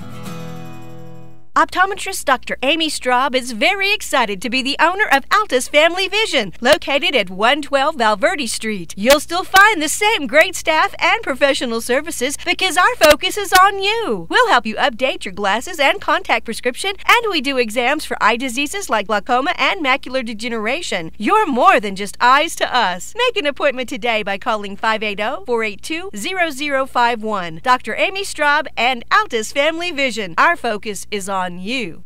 Kirk and Todd Duff and Shelley and Jolie at Power Plus Beef Genetics just east of Hobart are a 4th-generation farm and ranch family breeding Angus and A-plus cattle. Kirk and Todd are both Hobart graduates. Both are active in the community and church and a whole lot of other things. They're Bearcat fans, and they encourage you to support our youth in all their activities. Attend all the games you can. Proud to be Bearcat boosters, expecting another great year. So good luck, Bearcats and Lady Bearcats, from Kirk and Todd Duff, Duff Brothers Beef Genetics. When it comes to improving your quality of life after an injury or surgery, let our therapists at Elkview General Hospital help you. Our team provides both inpatient and outpatient services to maximize your recovery. You can count on Elkview Hospital's providers to deliver high-quality treatment with the latest techniques and state-of-the-art equipment. We're located just east of Elkview General Hospital in the North Hill Clinic Building. Call them today at 726-2180. Kiowa County Farm Bureau agents Greg Holt and Janie Jackson are your neighbors, living beside you, working for you and with you. Complete insurance coverage for the automobile, farm, home, life, and personal go-the-extra-mile service is just part of the package. Farm Bureau. Your Kiowa County agents in Hobart, Snyder, and Mountain View are Greg Holt and Janie Jackson. So for great service and great rates, see Greg or Janie at Kiowa County Farm Bureau offices in Hobart, Snyder, and Mountain View. Looking for something special for your Valentine's sweetie this Valentine's Day? I know the perfect place, and they have the sweetest deals in town. It's the Flower Shop on Main in Hobart. Get your orders in early. Angie can make a wonderful gift basket for him or her. She has candies, stuffed animals, snoozy slippers, along with little girl snoozy slippers now too. There's simplified lotions, jewelry, and of course flowers of all kinds. The Flower Shop on Main in Hobart is the perfect place to find the perfect gift for your sweetie this Valentine's Day. Friends, you need to take care of your eyes. Have regular checkups. Make an appointment with Dr. Michael Geiger, Geiger Eye Care in Altus, and now there's a Geiger Eye Care in Frederick. Dr. Michael Geiger and Son, Seth and Bryce, well, they're good at what they do, so get your eyes checked. Geiger Eye Care, Altus and Frederick, proud to support Southwest Oklahoma youth in sports, in the classroom, in the showroom, whatever. That's Geiger Eye Care, Altus and Frederick, Mike, Seth, and Bryce Geiger. Bear, 580-482-1756. One of the biggest basketball fans in Oklahoma is Larry Halford from Hobart. Larry coached Hobart girls basketball in the 60s, junior high, high school, all levels. And in 7 years, Larry won a lot of ball games. And for the last 45 or so years, Larry has been Hobart's #1 fan. He goes to all the games. In fact, Larry's seen over 3,000 Hobart Bearcat basketball games. He's a real fan. So go Bearcats and Lady Bearcats from the Halford family. Larry and Brad, Jim and Marty, the Halfords from Hobart. Welcome back. Semifinal Friday night continuing here on Classic Hits 97.7 as we get ready for the Bearcats of Hobart taking on the Lions of Luther. Hobart winning in the opening round of the tournament 78-51 yesterday against Navajo. Luther outlasting Lady yesterday afternoon 61-52. I'm surprised the Lions come in seated as low as number 5 in this tournament. Me too. They are actually ranked higher than the Hobart Bearcats in the OSSAA rankings. They come in ranked number 15. The Hobart Bearcats come in ranked number 20, and they're both 10 and 5. Yeah, you got to wonder about that, how that turned out that way. And you don't really care about rankings. The good thing about basketball is everybody qualifies to the playoffs, so you don't have to worry about rankings. Now, rankings will determine if you get to host, your playoffs or whatever. But it was actually really interesting. I was looking at the bracket, and the 3 ranked teams in this tournament are all on the same side in the boys' bracket. Yeah, excellent point. Tyler Becker going to get the start here this evening for head coach Matt Jones, Cole Mills, Cyrus Grisby, Luke Mower, and Gerald McCauley will be the starting 5 for the Lions of Luther. So again, it's Becker, Mills, and Grisby, Moore, and McCauley. You had Luther yesterday in that ball game against Lady, and Grisby impressive. Grisby was impressive. He could get up and down the court. He was a scoring machine. He single-handedly just dominated the Lady Bison defense. Starting 5 for head coach Jeff Tompkins being introduced here. That's the Hobart Bearcats, and it's a group that you're familiar with. It'll be Jalen Johnson, Cole Moore, and Cade Moore, Luke Hollister, and Alec Miner. The starting 5 for Hobart. They are dressed in their home white uniforms with the gold numerals and the gold trim, and they'll work on the left end of your listening and or viewing device in the first half of play. Luther in their road black with the red numerals and the red and gray trim. What's Tanner over there laughing about? He's just laughing at the announcer. Said, "Let's get it on in the Pioneer Dome." Well, it wasn't "Let's get it on" like they used to say Marvin Gaye did in that song, right? I don't think so. All right, more like Michael Buffer, maybe? Maybe. All right, tap going to be controlled by the Lions. They'll go to work on the left end of your listening and viewing device. And we are underway here. Championship semifinal Friday night from Western Oklahoma State College. It's not a dome. It's just it's a field house. It sounds good. So out high now, and patience early on for Tyler Becker. After that high-flying start by Hollis, we had to wonder what this would look like. Line drive 3 for Moore. Doesn't go. Johnson the rebound. Out front, he'll go to Cade. Cole to Alec Minert. Back to Cade in the corner. Minert limping noticeably last night when we left the field house, and I asked him about it, and he said he's just got a sore Achilles tendon, has most of the season. Johnson for 3. Jalen Shutt spins in and out, but look at Luke Hollister go get the rebound and reset it now for Hollis. Hollister goes to Cole Moore, now to Cade, up top Minert. Thought about the 3, but instead they'll put it on the floor to Cole deep in the corner. It's a good catch by Cole. Johnson going to come out and get it and reset now. Minute gone by here in the first. Cade, little give, go inside Johnson, shot glass and got it. He went right at Cyrus Grisby, did not back down at all. 2-0, 6:46 left in the first. Quick 3 on the other end, won't fall. Rebound put back. You talked about Cyrus, and he got it to go. Grigsby with his first 2 of the ball game. Ties it at 2. 6:30 left in the first quarter of play. Jalen Johnson over the top to Moore. Now in the corner, that's Cade from Cole. Marcus Hollister, or rather Luke Hollister, asking for the ball inside. On the wing, it's Minert instead. Alec back out top. Now they go inside to Hollister. Kick it back to Minert. 3 ball on the way. It goes. Alec Minert with the 3. How about that for a soft touch for the big fella? Impressive shot by Alec Minert. Usually he gets it done down low, but good 3 by him. trying to come back the other way. Shot off the mark. Did not fall that time for Luke Moore. And on the rebound, ball lost out of bounds by Hobart. Getting it back will be Luther. 5:58 left in the first. I assume we will see a lot of run and gun once both teams get comfortable in this game. I think that'd be a fair assumption. Cordell coming up twice in the top half of the bracket. Girls semifinal ball game. They'll take on Luther. And the boys then will do battle with Mangum. So we still got 3 good ones to go before we're done here tonight. Bunch of great games coming up. And even better because they're playing to go and play in the championship. Ball thrown away here. Apparently one of the Bearcats touched it. It will still be Lion basketball. It's Tyler Becker inbounding it. Becker comes here on the near side. He'll go to Moore. Luke thought about the shot, now gives up the dribble. You talk about running and gunning, but so far the pace has been a little bit slow. Yeah, that's what I was thinking. That's what I was saying. I mean, both teams come out unusually slow. I don't know if it's just something they saw on each other's scouting reports or what. Grigsby gets Minard off of his feet, now puts up the shot and around the rim. It falls in. Soft touch for the big fella. He's got all 4 early on. It's a 5-4 ball game. That's not right, is it? Yeah, okay, 5-4, that's right. 2 minutes gone by here in the first quarter of play. 3 minutes gone by in the first quarter of play. Alec Minard.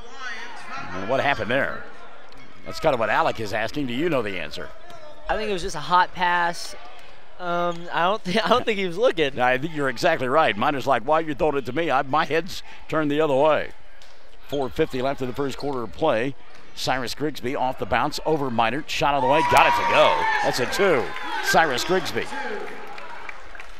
A little early on showboating there for Cyrus Grigsby. Jalen Johnson. Maybe a little early to do that. Johnson inside. Shot doesn't go. Late whistle. Foul going to be called, I believe, on Grigsby. Johnson will go to the line to shoot 2. Yep, it's on Cyrus. That'll be the first on Grigsby. And team foul number 1 called on Luther. So at the free throw line, it will be Jalen Johnson. Jalen, his club down or up by 1. No, down by 1. 6-5. They're the home team, aren't they? Yeah. Johnson first free throw good. Jalen will get 1 more. Ties it at 6. 4:32 left in period number 1. Second one on the way here for Johnson, and it's good. So Jalen has given his club a 1-point lead, 7-6. One of the things that's always amazed me when I've come here to do basketball games is going inside, a little teardrop shot that doesn't fall, but the putback is there for Gerald McCauley. Good job by McCauley to follow the shot. Missed by Becker to begin with. Johnson now back the other way. Is the number of people who sit in the chairbacks. I would think that those places would be filled up, but there's a lot of people who sit on the benches. I'd rather be closer to the action personally. Okay, all right, that explains it then. Cole Moore close to the action. He'll dribble, drive, and score. And it's an 8-7 lead for Hobart. 3:55 left in quarter number 1. So you like it in the bleachers instead of the chairbacks up top. I'd rather be right there on top of it. I mean, personally, I'd rather be playing, but you can't do that anymore. But well, someday you'll be really old and you'll love those chairbacks. Oh, Gerald McCauley got to be careful there. He forgot to take the basketball with him, and then he used language unbecoming of churchgoers. And I want to tell you that Bryce heard that, and he just kind of looked the way of the ball player, and a little sheepish grin on the face of the ball player. Moore for 3, didn't get it to go. Flat-footed rebound, Hollister, and a reset now over the top to Cole. He'll go back inside to Lucas for 2. Wow, how about Hollister? Wide open on the block. 11-8, 3:10 left in the first period of play. Hobart on top. Trying to clear traffic inside. McCauley. He'll go back over the top to Luke Moore. And again, a little bit of a stationary look right now, and an offensive foul going to be called, I believe. Or did they get Hollister? Yeah, they're going to call it on Luke, I believe. Hollister really in the middle of some hand-to-hand combat with McCauley, and they got it on Luke. At first, I thought that Tyson was going to call it on the offense. I thought so. I thought that he motioned an offensive foul, but I guess he changed his mind. So the foul on Luke is first, and it's number 1 on Hobart. Grigsby inbounds pass. Boy, he just knocked Minert to the floor. And now a 3-ball going to be put up. Not even close for Cyrus Grigsby, but he got the foul from Jalen Johnson. Heady play there by Grigsby. And that's a play you started seeing more, get somebody up in the air and then go into them and act like you're shooting it and go to the free throw line. So Cyrus Grigsby going to shoot 3. He's got 6 points in the early going. First of 3 on the way for Cyrus is good. I'm digging those shoes that Cyrus has got on. Those are some interesting shoes, to say the least. Grigsby will get 2 more. Cyrus will knock that one down. But see, I like Coach Tompkins. He has all of his players wearing the same shoes. I don't know if you noticed that, but... Well, as soon as I talked about Grigsby, I looked at the other kids to see if they all matched, and I noticed that Hobart does. Grigsby makes all 3 free throws. Really doesn't matter what your shoes look like if you can shoot the ball like that. Johnson inside, gonna get rejected by McCauley, and now back the other way, Grigsby. Lost the ball, but it picked up here on the near side. 3-ball, Becker, Tyler hits. Tyler Becker with his first 3 of the night, and it makes it 14-11. First lead for Luther. Up by 3. Johnson inside. Jalen flashes in. Now comes back out top. Here's Minert at the free throw line. His 15-footer comes up short. Alec going to go down hard. Gets back to his feet, and Grigsby with the rebound. Out front, he'll go to Becker. Becker hangs, bangs, goes left wing. Moore for 3. Shot doesn't go. Well, I tell you what, Hollister and McCauley really getting after it inside. Rebound by Luke. Back the other way, Moore. They're letting him play. Shot by Moore won't go. Rebound taken away by McCauley. And again, Hollister right there with him. Watch that one unfold. Across the timeline, Becker. Scoop shot doesn't go. Rebound put up and in by McCauley. He's a little more of that high-paced offense we were anticipating all game. 16-11. It's a 5-point lead now for Luther. Johnson here on the near side to Minert. Alec rather. Giving up the dribble, goes to Johnson. Jalen sets, fires, 3, got it. Jalen Johnson. How's that for an answer? That's not the guy you want to leave open if you are the Luther Lions. Johnson now with 7 in the ball game, and his club trails by a pair, 16-14. 1:20 left in the first quarter of play. Moore out on the wing, left side. Luke back over the top to Tyler Becker. Now Grigsby off the dribble, going to go to the free throw line, rises up, it comes up short. Rebound Moore, run out Johnson, doesn't have the numbers. Jalen going to attack anyhow, glides, goes to the glass, and scores! What about that move? Jalen Johnson. See you on ESPN, sir. Tied at 16. 50 seconds left, quarter number 1. How about this for some action? We had some defensive struggles earlier today where not a lot of points were scored. Take time now. Moore open for 3. Shot on the way. Luke shot won't go. Long rebound. Cade Moore. He'll go to Cole and strip from behind. Good defense there by Cole Mills. 31.8 left in the first quarter of play. You mentioned Jeff Tompkins having his kids wearing the same shoes. What about the suit that Jeff's got on? I noticed that earlier. I dig it. Yeah, that's a great looking suit. Great looking tie. He's got to go with it. Pass inside. Poked free. Good defense by Gerald McCauley. That was intended for Luke Hollister. I like the old school style that he runs with his team. Inbounds pass goes to Alec Minert. Minert will put it up and in. 5 in the ball game for Alec, 18-16. Hobart back up by a pair. Luther quickly into the front court. That's Tyler Becker. Becker now going to slow things down, back it out, as the Lions apparently going to hold for 1 here in the waning seconds of period number 1. Off the dribble, Becker gives up the ball to Grigsby. Cyrus down to 2. Grigsby, as time expires, comes up short, and quarter number 1 is in the books. 18 for Hobart, 16 for Luther. 8 minutes down. Coming back for period number 2. Classic Hits 97.7. When it's Wednesday, it's sale day at the Hobart Stockyards. The Hobart Stockyards is a fine facility with good people to take good care of your cattle and work for a successful sale. Cattle are accepted all day Tuesday, and they'll feed and water them. As Rex Fleming always says, this is Rex Fleming for Hobart Stockyards, Hobart, Oklahoma, where we want your business. And we sure appreciate your business. That's the Hobart Stockyards, east of Hobart on Highway 183. Sale each Wednesday starting at 9:30 and special sale dates available. Friends, you should come check out the fantastic selection of Browning safes at Hobart Farm and Garden. We have a better selection and at a better price than the other guys, and Hobart Farm and Garden is rapidly becoming one of the bigger Browning firearms dealers in all of southwest Oklahoma and North Texas. You want a Browning safe or firearm? Well, you need to come to Hobart Farm and Garden, where we also sell high-pro quality feeds, bulk and sack. We sell paint and plumbing supplies, all kinds of hardware, fencing supplies, trailers. There's cattle equipment, electrical supplies, tools.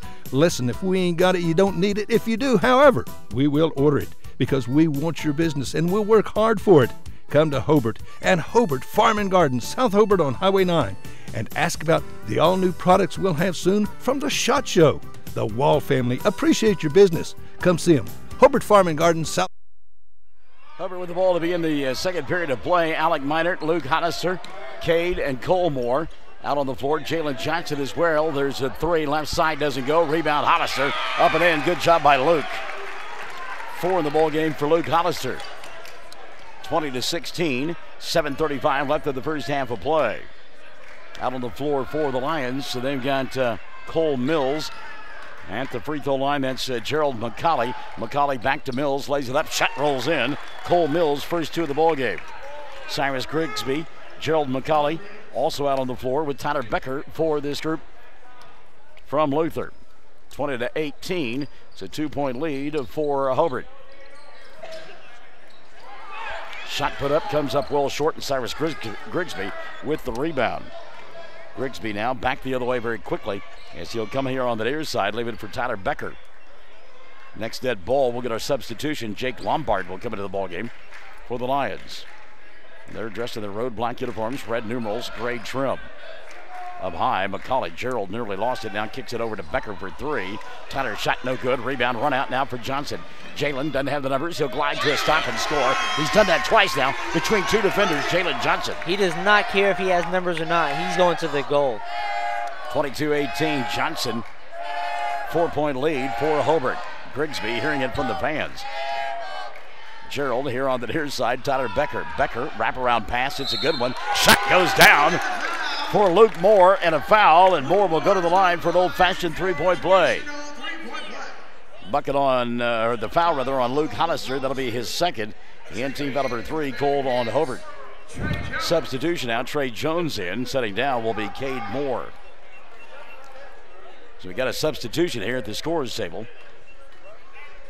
Free throw on the way is good. Luke Moore. So Moore will set down with 3 points and into the ballgame for the first time, Jake Lombard. Didn't see him a whole lot yesterday. This is not a very deep bench for Luther. He goes 6 or 7, and that's about it. Johnson now on the offensive end. He'll go to Minor. Alec giving up the dribble. Baseball pass going to be taken away. Good defense by the man who just came in. That's Lombard. Lombard into the front court in a little give and go. And he will slow it down now to Cyrus. Dribble, drive inside, hanging, banging, shot won't go. Wanted a foul. He's going to protest, and there's a 3-on-2 the other way. Trey Jones in traffic, steps through it, in trouble, lost the ball, got fouled, and he will go to the line to shoot 2. Reach-in foul called on Cole Mills. That'll be his first, and team foul number 2 called on Luther.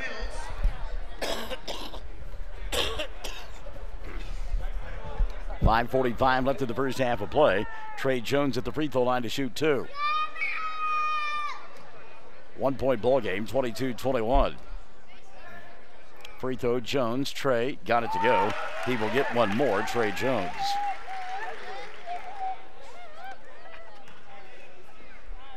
(23-21). Hobart on top by a pair. Second one on the way, too strong. And the rebound taken away by Cyrus Grigsby. Tyler Becker now going to walk it across the timeline for Luther. They're down by a pair. 5:35 left of the first half of play. Lombard looks inside, nothing there. Got a screen out high by Grigsby. Can't do anything with it. You know, Alec Minert, a big kid, but Grigsby makes him look small. Yeah, they're about the same height, but Grigsby is just stout. He'll put up the 2, doesn't get it to go. Jalen Johnson with the rebound for Hobart, and he wants to run. Johnson over the top, Jones with a catch. That should have been a goaltend. That ball trapped against the backboard. Should have been a goaltend. Back the other way. Moore, he'll hang, bang, get fouled, and will go to the line to shoot two. That's Tyler Becker instead. Alec Miner going to pick up the personal. That'll be his first, and team foul number 4 called on Hobart. How high did Grisby just jump, though, for that? Well, I mean, he got up in the air, but he pinned the ball against the backboard. That's got to be goaltending. A couple of free throws here. First one up and in for Becker. Tyler now with 4. 23-22, 5:05 left in the half. Second one on the way is good. You guys laughing at me over there? No, we're just saying if he can jump that high, give it to him. Johnson back the other way, and again, Johnson will go around the defenders and score. Jalen Johnson, 13 now or 14 and 15 now for Johnson. What is it, 13? It's kind of like a pinball. You know, you just decide where you want to go. 25-23, Hobart on top by a pair. 4:45 left in the first half of play. Gerald McCauley looking inside to Grigsby. He'll hang, bang, shot won't go. Tip is there for Cyrus. Boy, you talked about his breadth, the width that he has, and he showed it right there as he just kept everybody off of him, getting that rebound and the pogo stick put back. Yeah, he bullied his way in there for that one. Trey Jones, they'll look inside now to Minert. Alec gonna spin, shoot and score, Alec Minert. How about that spin move? Back the other way very quickly. Here comes Tyler Becker. Becker to Cyrus Grigsby. Boy, everybody on Grigsby, and I really don't understand why. Because he already has 11 points. Okay. Midway point, quarter number 2, 27-25. Hobart on top by a pair. Lombard here on the near side. Jake going to fire the 3. Doesn't get it to go. Rebound Grigsby. He'll put it up off the glass and score. Cyrus Grigsby. You know, players of that caliber, whenever fans are like that, they only get better. Yeah, you're exactly right. It's not going to affect him except make him smile and then say, see what I did? Johnson, what a look inside that time to Hollister. Back out top, Minor. Alec shot halfway down, wouldn't stay. And the rebound cleared away by Gerald McCauley. McCauley now to Tyler Becker. 3:25 left in the first half of play, and the scoreboard keeps changing. It says 27-all now. Grigsby up high. You knew that, though, by the chant behind us. Cyrus in the corner to Lombard. He'll cross over, go around Jones, put up the shot. Couldn't get it to go. McCauley with the rebound. Gerald falling down, and that will be Hobart basketball. When McCauley going down hard, looking for a foul, not going to get it. Frederick Greenhoward now going to come into the ballgame. Frederick's name so loud he took up my whole space right there. Timeout going to be taken by Hobart. 3:11 left in the half. We're tied at 27, and this is Classic Hits 97.7. Hobart, Highway 9.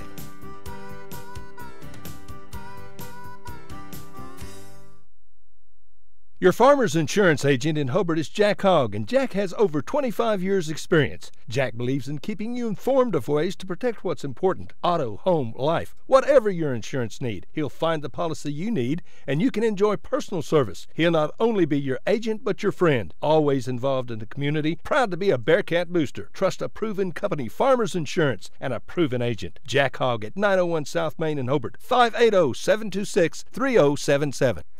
3:11 left in the first half of play. We're tied at 27. Hobart and Luther in a boys semifinal matchup. Still the other girls semifinal matchup to come up. It'll be Luther taking on Cordell. The winner gets Hollis in the championship tomorrow night. Another boys semifinal matchup. It'll be a dandy as Cordell takes on Mangum. Yeah, for sure. Cordell Lady Blue Devils were able to steal a game yesterday, slowed down the game. And they need to start the clock. There they did. Okay, go ahead. No, I was just saying they were able to slow it down and steal a win. Jalen Johnson in traffic over the top. He'll go to Alec Minert now. Near side, Trey Jones. Dribble penetration, going to attack the glass. Spin shot won't go, but he'll get fouled and will go to the line to shoot 2. Let's check the foul here on Luther. And they have called it on McCauley. That'll be the first on Gerald. And team foul number 3 on Luther in the first half. Trey Jones shooting 2. Free throw up, good. Trey will get one more. Trey Jones now 2 of 3 from the line. Got a couple of points. 28-27. Second one on the way. Goes in for Trey Jones. So Jones now 29-27. His club leads it by 2. 2:50 left in the first half of play. Lombard into the front court and ball taken away. Good defense by Jones. Now Grigsby will take it from him. He wanted to go inside, tried to dunk it. And when he missed the dunk, boy, he came across and hit. Minert in the face. Long three here. Doesn't go for Becker. And the rebound by Moore. That's Cole coming across the timeline. Cole draws the double team. And a foul going to be called on Cyrus Grigsby. Got to be real careful here. He might get himself teed up. That'll be 2 on Cyrus. And team foul number 4 called on Luther. Said Cyrus Grigsby used his knee and shoved Moore away. 2:25 left in the first half of play. Trey Jones will go to Moore. Deep three, Cole. Front of the iron doesn't go. And the rebound collected by Gerald McCauley.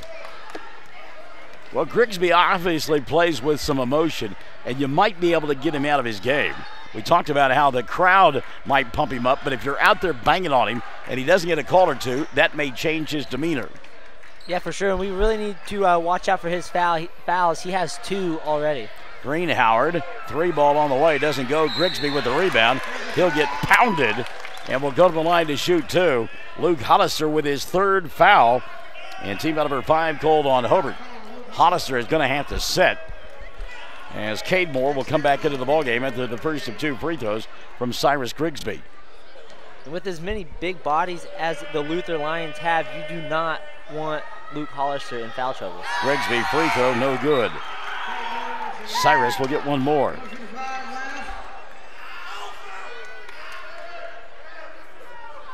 Hollister sitting down, as we said, and back into the ballgame now will come Cade Moore. Second free throw on the way. Grigsby will knock this one down. So Cyrus 1 of 2, and he's got 15 on the ballgame. 29-28. Johnson into the front court. Jalen deep three, front of the iron, no. Rebound McCauley. You talk about a big body, and you really miss Hollister on a play like that. Yeah, for sure. I mean, if someone like that's down low, you might be able to get a chance at an offensive rebound. Minute 35 left in the half. 29-28. Luther looks to take the lead this trip. Grigsby out high. He'll go to Lombard. Lombard stops at the free throw line. He went by Johnson. That shot halfway down didn't stay.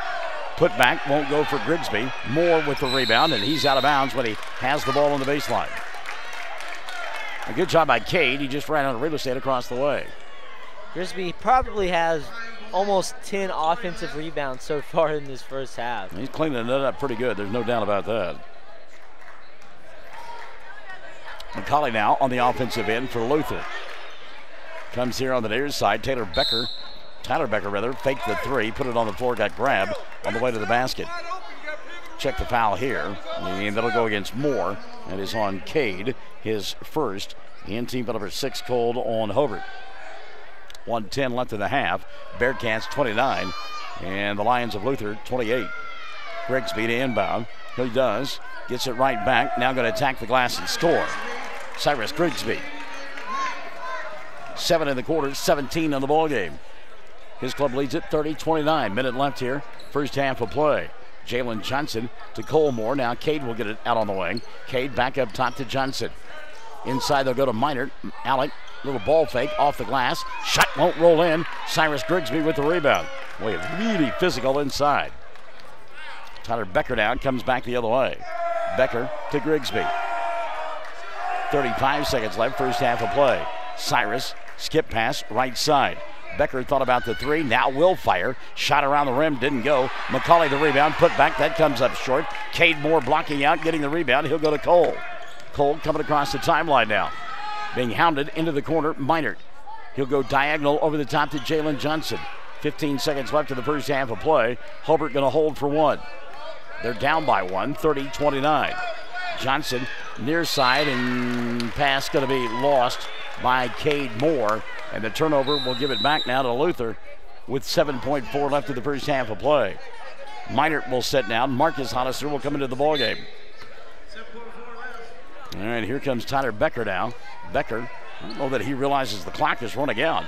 He'll go to Grigsby. Grigsby trying to beat the clock, fires the three, comes up short. And it's halftime. 30 on the board for Luther, 29 for Hobart. Got a dandy going on right now. 30-29, 1 point lead. Luther in front of Hobart. We're at the half, and we are Classic Hits 97.7. Whether you're looking for your first home, your next home, or you just want to refinance your current home, you need to see Jim or Tommy, the experienced lenders at Interbank. Don't wait for interest rates to go up. Now's the time to act. Interbank wants your business. If it's a doable deal, we'll do it. Whatever your specific banking need, we consider it a privilege to be your bank. We're Interbank, member FDIC, and an equal housing lender. If you need a plumber or a service technician, you need to call Jeff Hohenschel at Jeff's Plumbing, Heat and Air in Mountain View. Now, Jeff does all types of plumbing work, minor to major, plus service work and installation of heating and cooling systems. Jeff works on heat pumps and refrigeration systems. Whatever your problem, if you need service or a new system, call Jeff's Plumbing, Heat and Air in Mountain View. Give him a call at 347-2857, 347-2857. Jeff's Plumbing, Heat and Air, supporting area students. AFR agents in our great state are in many cases agents in the town they grew up in. That's the case in Hobart, where Justin Krieger is the local AFR agent. He grew up here. His interests are in Hobart and Kiowa County. He's involved in sports, FFA, 4-H, as well as the Main Street program in the local chamber. He wants to be your agent. Farm, life, home, automobile, liability. An agent that will find you the right policy, giving you the right protection. Come see Justin Krieger, your AFR agent in Hobart. Phone 726-3076. Friends, check out the January specials at Parts Plus in Hobart. Parts Plus batteries, silver $75.99, platinum $96.99, gold $94.99. Monroe-Matic plus shock absorbers, they're just $26.99. Mystic bar and chain oil is a bargain at $4.49. Wix cabin air filters start at $17.49, and the performance test antifreeze testers $119 and $2.99. Don't forget our large storage units and low tire prices at Parts Plus in Hobart. Parts and a lot more. Ray and Martha's Funeral Homes now have 7 locations to serve you: Hobart, Cordell, Sentinel, Mountain View, Carnegie, Anadarko, and Mangum, a family serving families. Larry and Kim Eshitai and their qualified staff are at your service 24/7. Ask about transferring a policy from another funeral home. They'll take care of everything. Larry and Kim Eshitai, there for you in your time of need. Count on Larry and Kim Eshitai. Ray and Martha's Funeral Homes, rayandmarthas.com. Back at Western Oklahoma State College, it's a 1-point lead for Luther. The Lions in front of Hobart, 30-29. The winner playing in the championship of the Tri-County Tournament tomorrow night on the boys' half of the bracket. 17 in the first half for Cyrus Grisby to lead the way for Luther. 5 in the first half for Tyler Becker.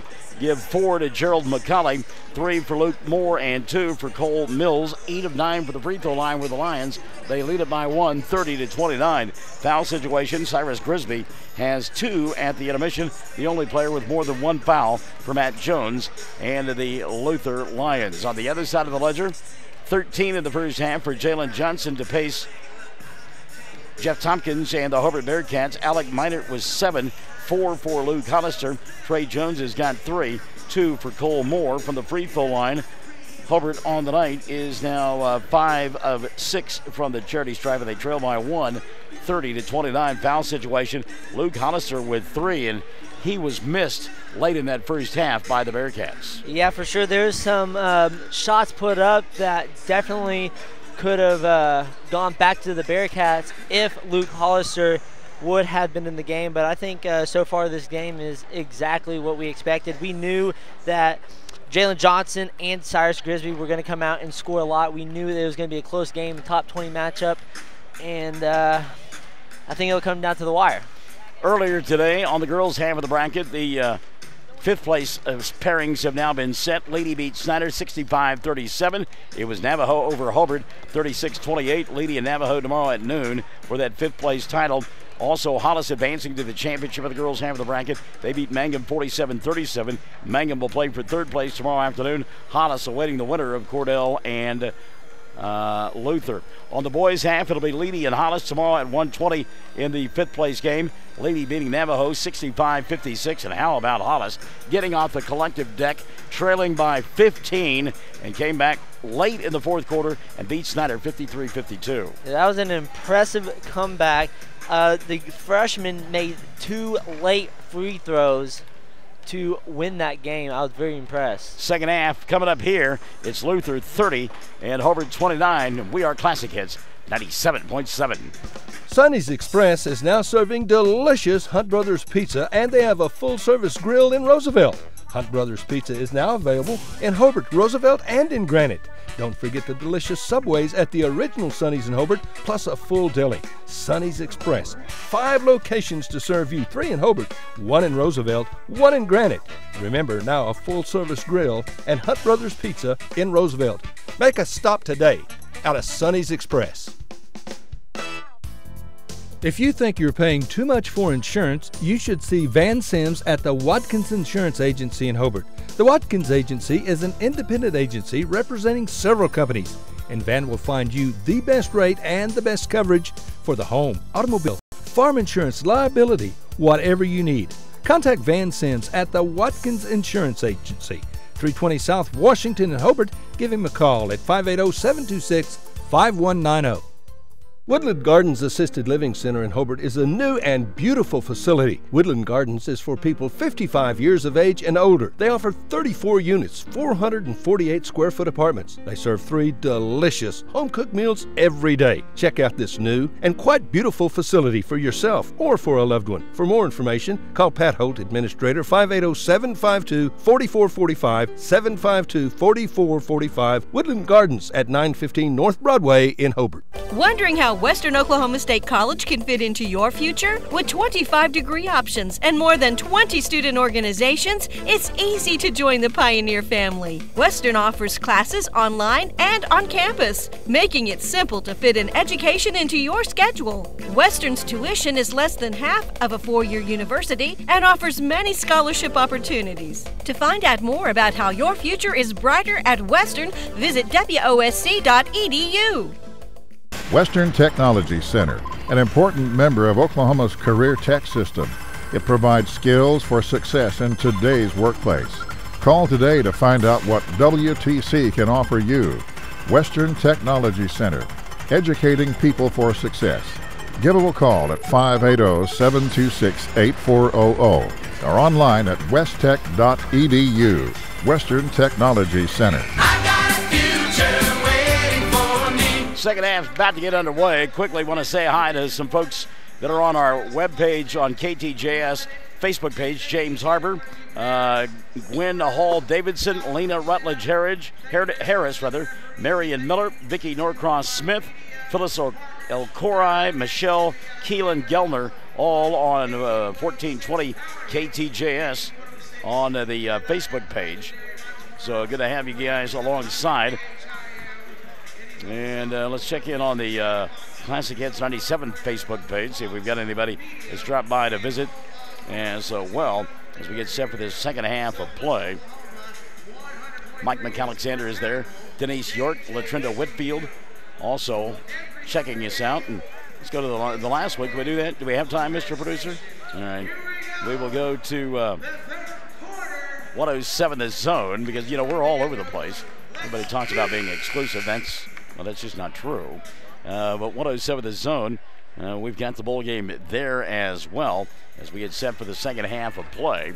And it'll be Lion basketball as we get underway. Jalen Johnson on the defensive end, along with Luke Hollister, Alec Minert, and Moore squared, Cade and Cole. And as we mentioned, Luther with the ball to begin the second half of play. Little Ole defense going inside Tyler Becker. Shot won't go down, and the rebound going to be cleared away by Cole Moore. Now he'll get it to Minert. Now Jalen Johnson. Original 5 out on the floor for the Lions. Tyler Becker, Cyrus Grisby, Luke Moore, Gerald McCauley, and Cole Mills. Shot put up by Johnson. But it goes in. 15 in the ball game for Jalen. 31-30. There's Johnson with a steal. He'll challenge. 2-on-1 fast break. Number's not his way. And a blocking foul going to be called. And Jalen Johnson kicking his feet as though he went down hard and is in a little bit of pain. What happened there? Yeah, I'm not sure. I don't know if he came down on his head. He's grabbing at his wrist. Like maybe whenever he came down, he fell on his hand. Foul was called on Tyler Becker. That'll be his first, and the first on Luther in the second half. Jalen, you're right, holding that right wrist, and he's going to have to come out. Trey Jones going to take his place. So Jalen Johnson will sit down, and taking his place will be Trey Jones. He'll shoot the free throw. Actually, it'll be 2 free throws. First one on the way. Good. Trey Jones. That's what I'm thinking. What a deal. Get to come in and just shoot free throws. By the way, Trey's 4 of 5 from the free throw line now in the ballgame. Second one on the way for Trey is good. So when your parents name you Trey, do they expect you to grow up and be a basketball player? Yeah, you better be able to ball out. 33-30, it's a 3-point lead now for Hobart. Oh, backdoor, McCauley wide open. Gerald McCauley. And how about the entry pass from Tyler Becker? Yeah, a dime by Becker. 33-32. Hobart on top by 1. Jalen Johnson okay. He is set to come in at the next dead ball. Minert inside, little drop step, shot doesn't go. Weak side rebound, Gerald McCauley. And McCauley quickly gets it into the hands of Tyler Becker. Becker into the front court. Lobs over the top. That shot was available for Luke Moore, won't take it. And now the Lions will reset. Mills, who hadn't had a lot of touches offensively, comes up top to Becker. 6:40 left here in the third period of play. Now backing it out, Tyler Becker. Becker, little hesitation, goes to the left elbow. Nothing there. Back over the top to Mills. Mills kicks right side. That's a line drive 3. Doesn't go for more. And a push going to be called on Gerald McCauley on the rebound. That'll be his second. And team foul number 2 called on Luther in the second half of play. Timeout going to be taken by the Lions. 6:30 left here in the third. They trail 33-32. And we are Classic Hits 97.7. It takes a solid foundation to build a solid business, and nobody understands that better than Frazier Bank. In fact, we have been helping businesses for years, offering startup capital, money for equipment, or money to expand. Talk to one of our loan officers today and start building your business tomorrow. Frazier Bank, member FDIC, and an equal housing lender.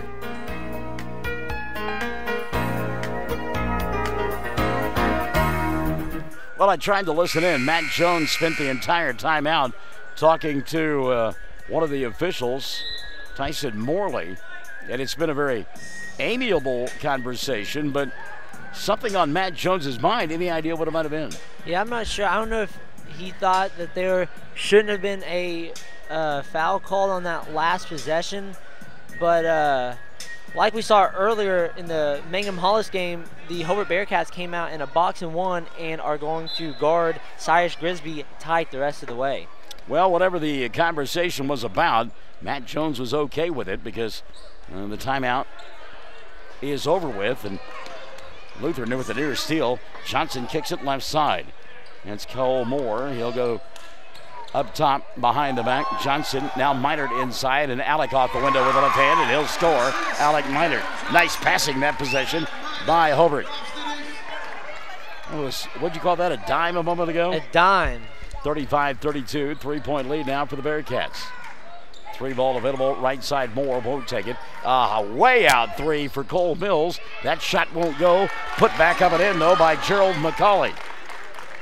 And for all we talk about Cyrus Grisby and his ability to rebound inside, McCauley pretty strong on the boards, too. McCauley has been quietly doing it all. We've talked a lot of Cyrus Grisby, but he definitely has been on the board. Cole Mills with the steal, and now Luther a chance to retake the lead.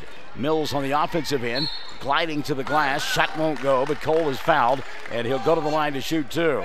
Check the whistle here, and they have called it on Cade Moore. That'll be the second on Cade, and team foul number 1 on Hobart in the second half of play. So to the line, Cole Mills to shoot 2. 5:28 left here in the third period of play. First free throw on the way for Mills is good. Cole will get one more. 3 points to the ball game for Mills. He'll tie it at 35. 5:28 left, third quarter. Second one on the way for Mills is too strong. The rebound by Moore. He'll tap it to Johnson. Here comes Jalen into the front court. Glides, hangs, shot doesn't go. Johnson to the floor again. He'll go to the line to shoot 2. And they called this one on Luke Moore. That'll be his first. And team foul number 3 called on Luther. At the free throw line, Jalen Johnson to shoot 2. First one for Johnson goes in. Jalen will get one more. 16 now the ball game for Jalen. Trey Jones back in. Cade Moore will sit down for the Bearcats. They lead by 1, 36-35. 5:23 left here in the third. Second free throw goes in. Jalen Johnson. So Johnson, that wrist apparently okay, was 17 now. and it's 37-35. Moore on the front end, looking for a shot, goes inside instead, has it taken away, and now a near steal and going up all the way to the upper deck, Tyler Becker, after he nearly stole the basketball. Got a high five from one of the players from the Western Oklahoma State softball team or basketball team. They like the effort there of Becker. Running stairs, didn't collapse. Moore inside to Minert. Minert off the glass, and Alec will score. Boy, Alec that time just dug out space on that baseline and got a 4. Back to a 4-point lead for the Bearcats, and a reach-around foul going to be called on Jalen Johnson. That'll be 2 on Jalen and 2 on Hobart in the second half of play. And whenever you do it that in like open space, it's almost always going to be called. Well, and he slapped too. I mean, there's a difference between a poke and a slap. Don't ask me to explain. 4:40 left here in the third period of play. Mills open for 3, spins it in. Cole Mills. 4 in the quarter, 6 of the ball game. 39-38. 4:25 left here in the third period of play. Hanging on by a point right now. Hobart trying to advance to the championship. Minert back inside. Shot doesn't go, and there's the rebound collected by Gerald McCauley. Tyler Becker now out in front. Becker slows things down. He'll go to Grigsby. That's the first touch for Grigsby in the second half. We're at the 4:09 point. 3 ball dialed up by Moore. Doesn't go. Mills rebound. Put back, and it goes. And boy, I tell you what, there was a nasty, nasty collision on that rebound. Alec Minert and Gerald McCauley, and that was wicked. Looks like we may have some perspiration on the floor, and we did. And that was, boy, I tell you what, and that's one you'll go back and watch on the YouTube channel. I mean, that was a nasty, nasty collision. So we're checking the score. 4:02 left in the third quarter.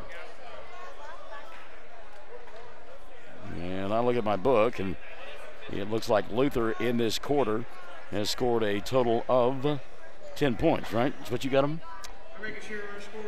2, 4, 6, 9, 10. So they should be at 40. And then you look at Hobart, 4, 6, 8, 10. And 40-39 would be the correct score, and they get it corrected.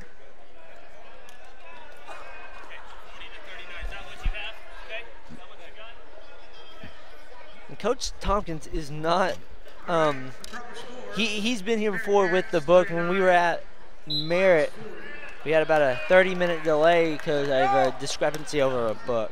Well, yeah, you'll remember it was in that double overtime when they were talking about timeouts. So they get things squared away, and the scoreboard is correct, 40-39. Backdoor opportunity for Minert. Now Alec will put it up and in.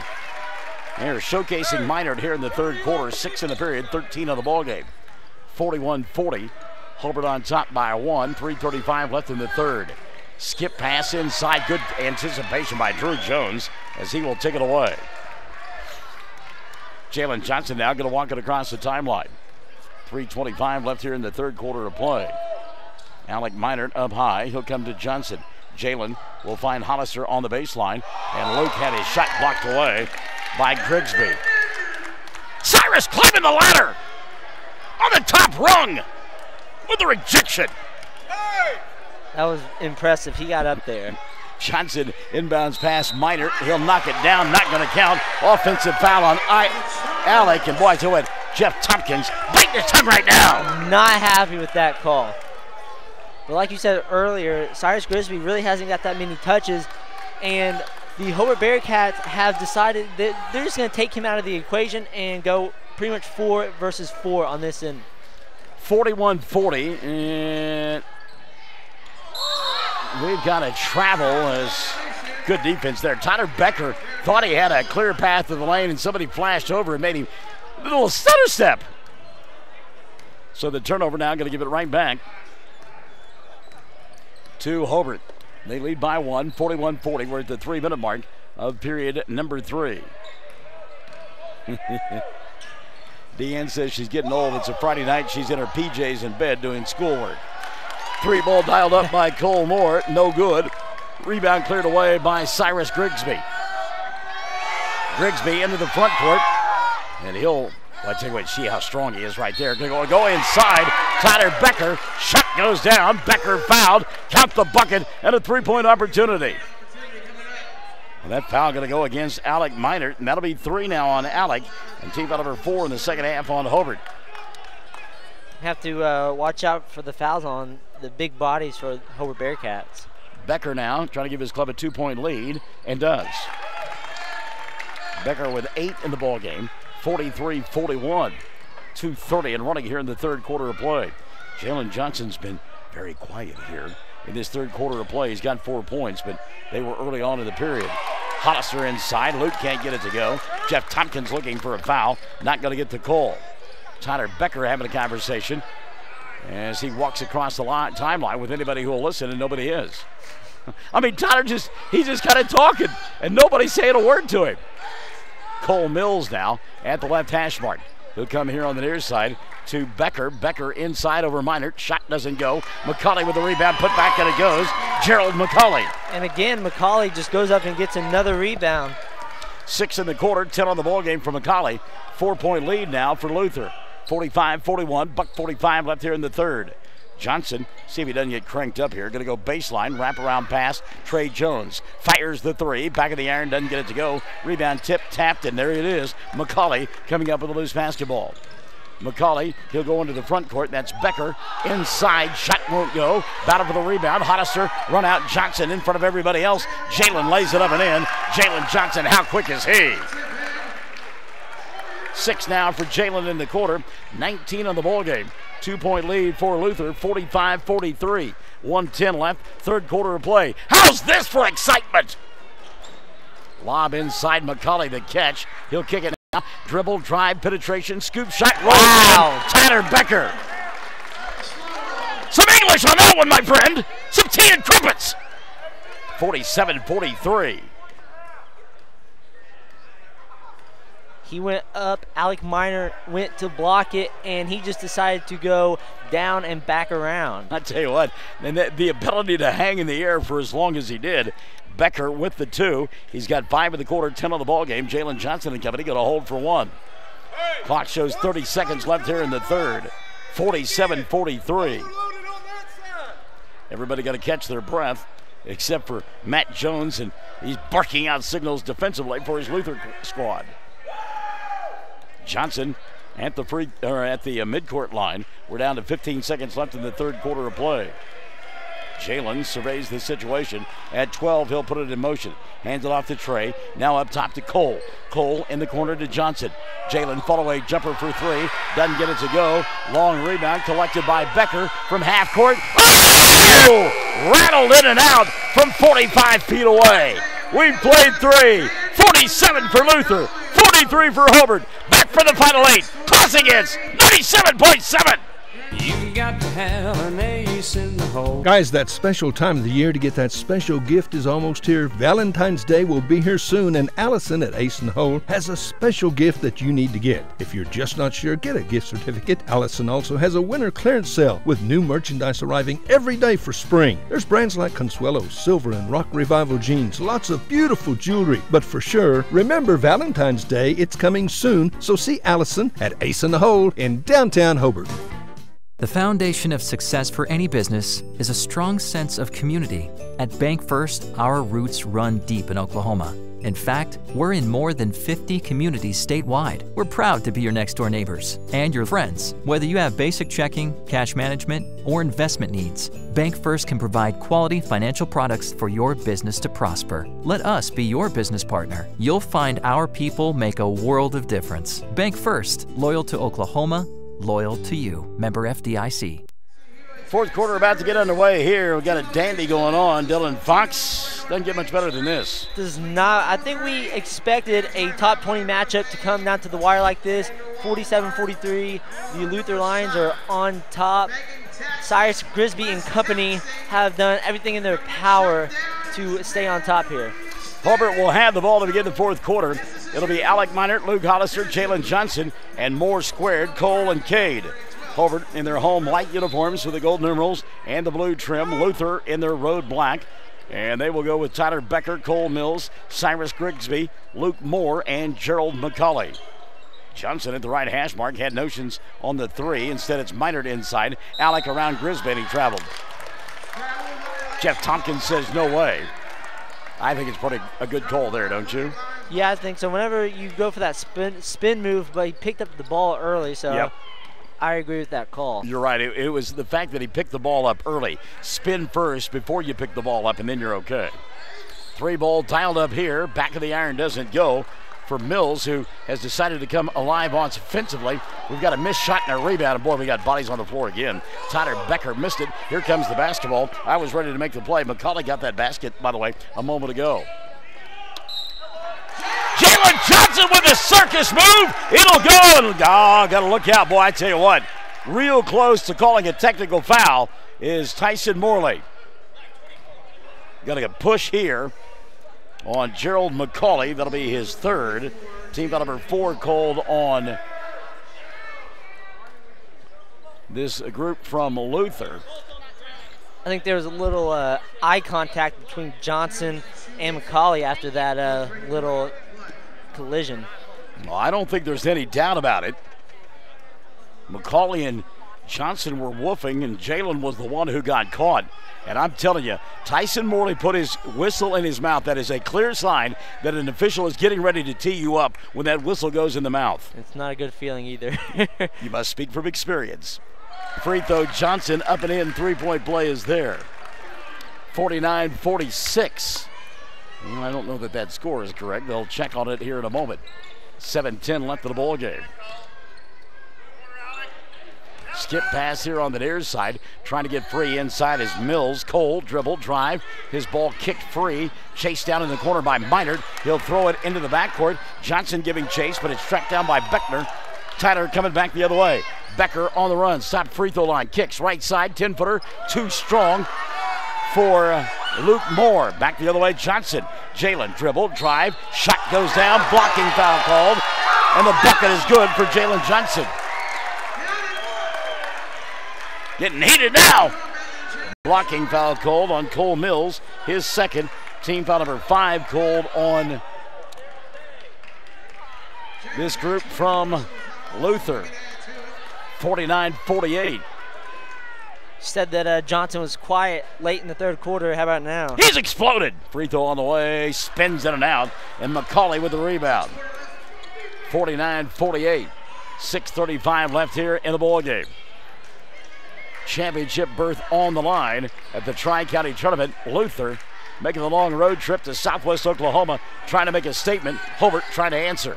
Spin move inside, doesn't go. McCauley with the rebound. He gets fouled, and he'll go to the line to shoot too. Well, I tell you what, Tyler Becker is fearless inside. And McCauley has to have a double-double by now surely he has at least 10 rebounds tonight. Luke Hollister committed the foul. That's 4 now on Luke. 6:22 left in the ball game. At the free throw line, Gerald McCauley with a dozen. McCauley, line drive free throw goes. 13 now for McCauley. Luke Moore will set down, and Jake Lombard will come back in for the Lions. They lead 50-48, 6:22 remaining. Taking his time, McCauley at the free throw line. Free throw on the way for McCauley, and it goes. So Gerald deliberate, but for a reason. He's got 14. Back the other way, Jalen Johnson in an eyelash, or blink eye, whatever it is. 3-point shot's no good. Rebound Lombard. Jake into the front court, leaves it left side Mills. Back up top, he'll go to Tyler Becker. Little push shot there, and it goes for Jake Lombard. Well, that is not exactly how you dial it up with your shot, but that's just kind of a half teardrop that goes in for Lombard, and the lead now 5, 53-48. Johnson to Moore here on the near side. Back to Jalen. Jalen, little ball fake, now going to put it on the floor, burrow his way inside, kicks right side, Minert, Alec, three, no, long rebound, Hollister, Luke kicks it to Moore. Back out top, that's Cade to Cole. Cole going to cross over, throw it to Minert on the left wing, now back to Johnson, fakes the three, weaves his way through traffic, kicks left side, and a foul going to be called. Clearing out, they said, was Cole Mills. That'll be 3 on Mills, 6 now on Luther. 5:27 remaining, 53-48. Jalen Johnson goes to Minert. Alec back out top to Cole. He'll dribble, drive, kick to Cade. Cade back to Cole. Open three, right side, short, rebound, Hollister. Tracked down by Johnson. Jalen keeps it alive. He'll fire a three. That comes up short. And Grigsby with a flat-footed rebound. He'll run it out now to Becker. Travis behind the back. Dribble, drive, around Minert. And Alec going to get called for a foul.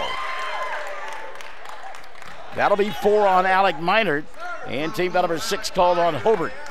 So Minert and Hollister 4 apiece. 5:07 left in the ball game. And Luke Hollister is lucky that that foul wasn't on him. He went up as well, but called it on Alec Minert. So at the foul line, Tyler Becker. First free throw, Becker goes. Tyler will get one more. 11 in the ball game now for Tyler Becker. 54-48, 5:07 left in the ball game. Second free throw on the way is good. Tyler Becker hit them both, gave him a dozen in the ball game. 55-48, 3 minutes have evaporated here in the fourth. Hobart trailing by 7. That is their biggest deficit of the night. Minert inside over McCauley. Shot comes up short. Rebound tipped out to Moore. That's Cole to Cade for 3. It's an air ball. And here come the Lions. Off the bounce, and that's Cole Mills. Shot goes in for Cole. Timeout going to be taken by Hobart. 4:41 remaining. 57 Luther, 48 Hobart. We're in the fourth on Classic Hits. 97.7. Barbara and Larry Stewart at Barbara's House of Beauty in Hobart are longtime Hobart Bearcat and Lady Bearcat boosters, proud once again to help with the radio broadcasts. Folks, when you need your hair cut, fixed, colored, tell Barbara the color, the cut, the style you want, and friends, she will do it. Barbara's been a beautician for a bunch of years, and she's really good. Call for an appointment, 726-3532. Barbara's at 800 South Broadway in Hobart. And go Bearcats. Good luck from Barbara and Larry Stewart, Barbara's House of Beauty in Hobart. Earlier in the broadcast, you referred to it as being fast and furious, and you weren't talking about the movie franchise, were you? I was not. Both teams have been running and gunning last couple of games, and I think that's the least we could expect. Let's give you a game reset now. 4:41 remaining, 57-48. Luther on top. Both teams with 6 fouls, so 1-1 on non-shooting fouls. 3 timeouts remaining for Hobart, 4 for Luther. And the arrow pointing the way, I believe, of the Bearcats. And again, we continue to have discussions at the scores table because we have discrepancies with scores. Coach Tompkins surely is getting tired of having to figure out scorebooks all the time. Well, his wife there going over the numbers. I love it. Jeff walked up and looked at Tyson Morley and said, "What's going on?" Exactly. 4:41 remaining, 57-48. You look here to our right, Matt Jones. He's kind of like perplexed like everybody else. You know who's been quiet most of the second half? Who's that? Cyrus Grisby. Yeah, you're exactly right. Does he have any points this second half? Well, no. Grigsby with 17 points at the intermission. And that's what I thought. And like I said earlier, the Hobart Bearcats came out in a box and 1, which pretty much means they're running a 2-2 zone defense, and then the 1 is just chasing Cyrus Grisby. Matt Jones, meantime, wanting the play to resume. Tyson Morley saying, well, we want to make sure it's right. He goes, well, the official book's at the scorer's table. It's not my book, and it's not their book. 4:35 remaining. Jalen Johnson out top. He'll come to Cole Moore. Hollister back to Cole, sets, fires 3, got it. How about that? Ice water in the veins of Cole Moore. 5 of the ball game for Cole, cuts it to a 6-point deficit, 57-51. 4:15 left of the ball game, a ton of time. Lombard over the top, and the ball going to go into the backcourt, but what a super save there by Becker. Lombard now, again with that little push shot. That time it won't go. On cue, there's your man Grigsby. Here's Mr. Grigsby with the rebound and put back. He's got 19, 59-51, 3:55 left of the ball game. Johnson inside with the left hand, scoop shot doesn't go in. Rebound cleared away by McCauley. Gerald out front to Becker. Tyler dribble, drive, scoop shot, doesn't fall in, but a foul will be called, and Becker will go to the line to shoot two. And I think the fans were just ready to explode if that ball would have went in. Cole Moore picks up his first of the night, and team foul number 7 called on Hobart. Well, what's happening here is the athletes for Western Oklahoma State College, whether it's softball, baseball, or basketball players, are beginning to show their allegiance for Luther. They have definitely made it clear who they are cheering for. Whenever a Luther Lion scores, they are all on their feet. Becker hit the first of 2 free throws. Second one on the way rolls in. So Becker with 14. He's perfect from the foul line in the fourth. Quickly the other way, Trey Jones. Jones to Moore. Deep three, Cole. Top of the arc, and it goes. Cole Moore back-to-back threes. 3:30 left of the ball game. It's a 9-point lead. 6-point lead, rather. 60-54.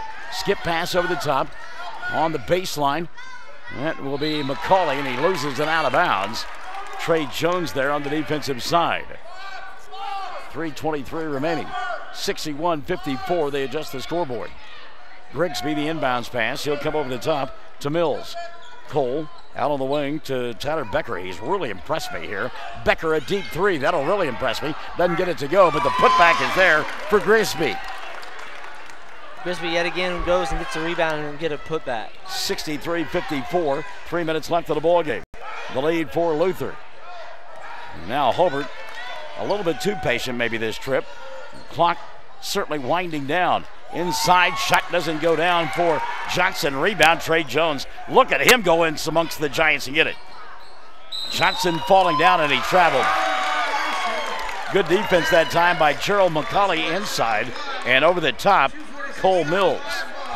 And just like you said, the Western athletes are like high-fiving over there. Yeah, they definitely hitched their wagon to the Luther Lions, haven't they? I think they did that a while back. Yep. So now Tyler Becker will walking across the timeline. Matt Jones, the previous possession, told his club to slow it down. 2.5 minutes left of the ball game, and boy, a near throwaway there. Becker saved it. Ball knocked out of bounds. Trey Jones. 2:32 left in the ball game. What did Tompkins say? So I can't do it all for him. Jalen Johnson was wanting the opposite call. He thought it was their ball, and Coach Tompkins just.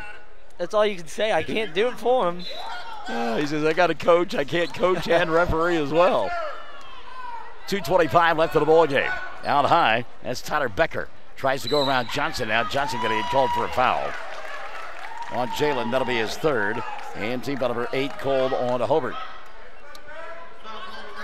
2:23 left of the ball game, and it's a one-on-one opportunity now for Tyler Becker.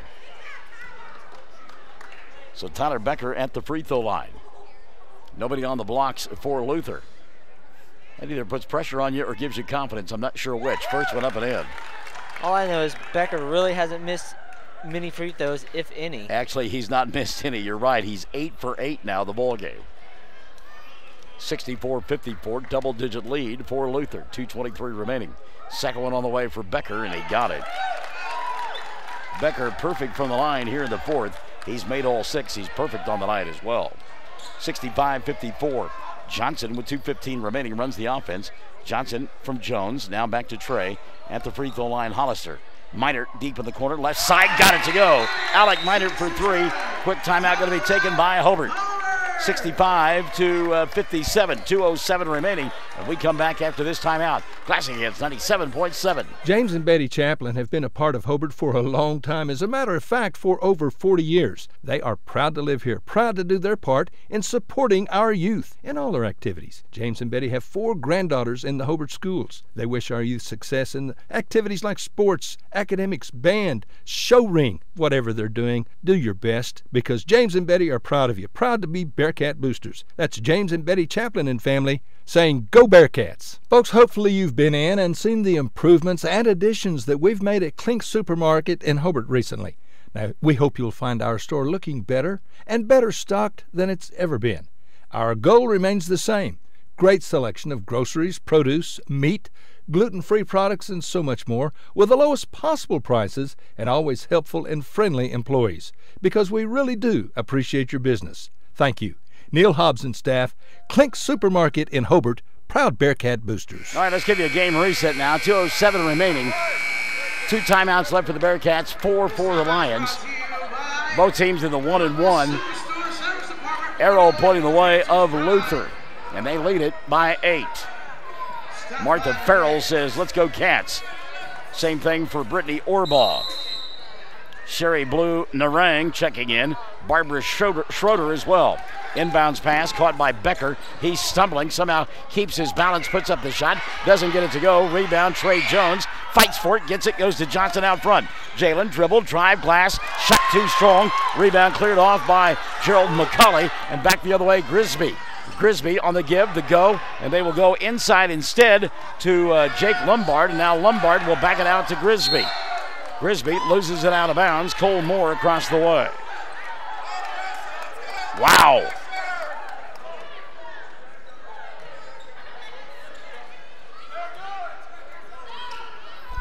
All right, inbounds pass, caught. Tough catch there by Tyler Becker. Becker got airborne, and shouldn't have done that, but he was bailed out here on the near side by Cole Mills. Clock running, 90 seconds left for the ball game. Grisby goes inside, kicks left side Mills. He won't take that shot. Matt Jones telling him not to, and a foul going to be called on Cole Moore. That'll be 2 on Cole, and team foul number 9 called on Hobart. 1:25 remaining, 65-57. Name of the game is free throws from here on out. Luther and Cordell coming up next in the girls' game. 1-on-1 opportunity here for Cole Mills. Mills with 10. He's 1 of 2 from the line. Misses that one, and the rebound taken away by Minard. Glimmer of hope yet for Hobart. They trail 65-57. Hollister, right side Jones. Trey back out top to Moore. Now inside to Johnson, who took the 3. Got the pass from Luke Hollister. Jalen Johnson has cut it to a 65-60 ball game. 1:11 remaining. Timeout taken by Hobart. We take 1-2. Classic hits 97.7. Friends, if you can dream it, Michael can build it at Double Diamond Welding and Fabrication in Hobart. Come check out all the yard art, the OU and OSU items, so doggone much more at Double Diamond. Hey, do you need cattle panels, a trailer, a cattle chute, a feeder? Michael has the equipment and the know-how when it comes to welding. Metal sales by the inch or by the foot. Michael, Misty, Marshall, Micaiah, and now little Maverick Wright. The Wright family, Double Diamond Welding and Fabrication in the old Ford store in Hobart. Optometrist Dr. Amy Straub is very excited to be the owner of Altus Family Vision, located at 112 Valverde Street. You'll still find the same great staff and professional services because our focus is on you. We'll help you update your glasses and contact prescription, and we do exams for eye diseases like glaucoma and macular degeneration. You're more than just eyes to us. Make an appointment today by calling 580-482-0051. Dr. Amy Straub and Altus Family Vision. Our focus is on you. All right, here's a game reset now. 1:11 remaining, 65-60. Luther on top by 5. They've got 1 timeout left, they being Hobart. 4 on the board for Luther. 9 team fouls have been called on the Bearcats, only 6 on the Lions, and the arrow pointing their way. So Luther will inbound on the far end of the floor. Hobart trying to play defense. Inbounds pass, caught near side, Tyler Becker. Becker through a couple of defenders. He'll go inside McCauley, and he can't handle the pass. Turnover, going to give it back now to Hobart. And now we got some Western fans cheering for the Hobart Bearcats. My question is, why do you attack the glass there? You lead by 5, the clock is on your side. You got to act like you're up in this situation. Well, you are up by 5. Exactly. Jalen Johnson now back the other way. He'll go to Moore. Cole over the top. Johnson way outside 3 ball. It is an air ball, and it looked like it was touched by Cole Mills of Luther, but the official says no, and that's going to be Hobart. That'll be Lion basketball. 53.6 left of the ball game. Mills to inbound, does over the top. Becker with the catch. He'll come by us, go back to Mills. Mills in the front court to Becker. Tick, tick, tick, tick, tick, tick. There goes the clock. 45 seconds left for the ball game, and now finally Jalen Johnson going to get called for a reach-in foul. That'll be 2 shots here. 4th foul of the night on Jalen. Team foul number 10 on Hobart. So Becker back to the free throw line, and Tyler's the guy you don't want to foul. He's perfect on the night. Can he stay perfect is the question. High pressure situation. Is it 2 free throws now? Yep, double bonus. You've stayed perfect all these years, so let's see if Becker can follow. He does. Hit the first one. I'm just going off what your mother tells me. Oh yeah, she might be a little biased, but we don't have to tell people that. 66-60, second free throw rolls in. It's a 3-possession ball game, and Becker does stay perfect from the line. They haven't started the clock, now they do. 67-60, Johnson to Trey Jones. Jones, Minert, a lot of play and catch going on right now. Kick out over the top, Moore. Cole, 3-ball, doesn't go, and unable to save the rebound, out of bounds will be the Hobart Bearcats. Boy, going a long way. Luke Hollister to try to get that one, but he couldn't get it done. So the turnover, we'll give it back now to Tyler Becker, and Becker going to get fouled right away. And that'll be the 3rd of the night on Cole. Team foul number 11, called on Hobart. And that's the guy you can't foul. Perfect on the night. Down by 7. Becker 3 of 3 through the first 3 periods of play. The 4th quarter, 8 for 8. And 11 of 11 on the night. First one on the way for Becker, good. He'll get one more. 68-60, 29.7. And if you are Matt Jones, yeah, you got to tell your kids, do not foul. No urgency here, and he's right. It is a 3-possession ball game, and there's only 29.7 left in the contest. Second free throw on the way, and I'll tell you what, give credit to Tyler Becker. And that's why free throws are so big. If he only makes half of them, then this is a whole different game. 69-60, Johnson will go the length of the floor and score. They let him do that. Hobart going to use their final timeout. 24.8 remaining. It's 69-62. Luther by a 7 count on Classic Hits 97.7. Kirk and Todd Duff and Shelley and Jolie at Power Plus Beef Genetics just east of Hobart are a 4th-generation farm and ranch family breeding Angus and A-plus cattle. Kirk and Todd are both Hobart graduates. Both are active in the community and church and a whole lot of other things. They're Bearcat fans, and they encourage you to support our youth in all their activities. Attend all the games you can. Proud to be Bearcat boosters, expecting another great year. So good luck, Bearcats and Lady Bearcats, from Kirk and Todd Duff, Duff Brothers Beef Genetics. When it comes to improving your quality of life after an injury or surgery, let our therapists at Elkview General Hospital help you. Our team provides both inpatient and outpatient services to maximize your recovery. You can count on Elkview Hospital's providers to deliver high-quality treatment with the latest techniques and state-of-the-art equipment. We're located just east of Elkview General Hospital in the North Hill Clinic building. Call them today at 726-2180. All right, here you go, game reset. 24.8 remaining, 7-point ball game. 10 team fouls on Hobart, just 6 on Luther. No timeouts remaining for the Bearcats. The arrow pointing the way of the Lions. Yeah, they'll have the ball. Wonder if they'll try to get it into Tyler Becker's hands. I assume so. And that's the one thing you don't want if you are a Bearcat fan. Let's give credit to Luther. They've been pretty proficient from the free throw line as it is. They've only missed 3 on the night. And that'll send to the free throw line Jake Lombard. Lombard hasn't shot any free throws. And the Bearcats were able to keep Becker from getting the ball, but as a result, he ended up on the ground. 27 for Jalen Johnson as he fouls out of the ball game. And on the other end, Lombard, 69-62, his club by 7. Still a 3-possession ball game, so not a lot of pressure here on the youngster. First one on the way, no good. It's just the 3rd miss of the night from the foul line for Luther. Second free throw on the way here. And Lombard will knock that one down. He's got 3. And it's 70-62. Inbounds pass going to be taken away off the dribble penetration. Glass and 2 more for Tyler Becker. I think that seals it. That's the icing on the cake, yeah. 72-62. Cole Moore into the front court. He'll leave it right side. Minert for 3, and it goes for Alec. Alec Minert with the 3. And see, we'll get a foul right here on Cade Moore, and that'll be his 3rd. But after that made basket, the clock was stopped. You could have stood there and held it and given the ball back to him with .4. I don't understand that. Wow. So to the free throw line, Grisby to shoot 2. Cyrus, first one good. Cyrus Grisby.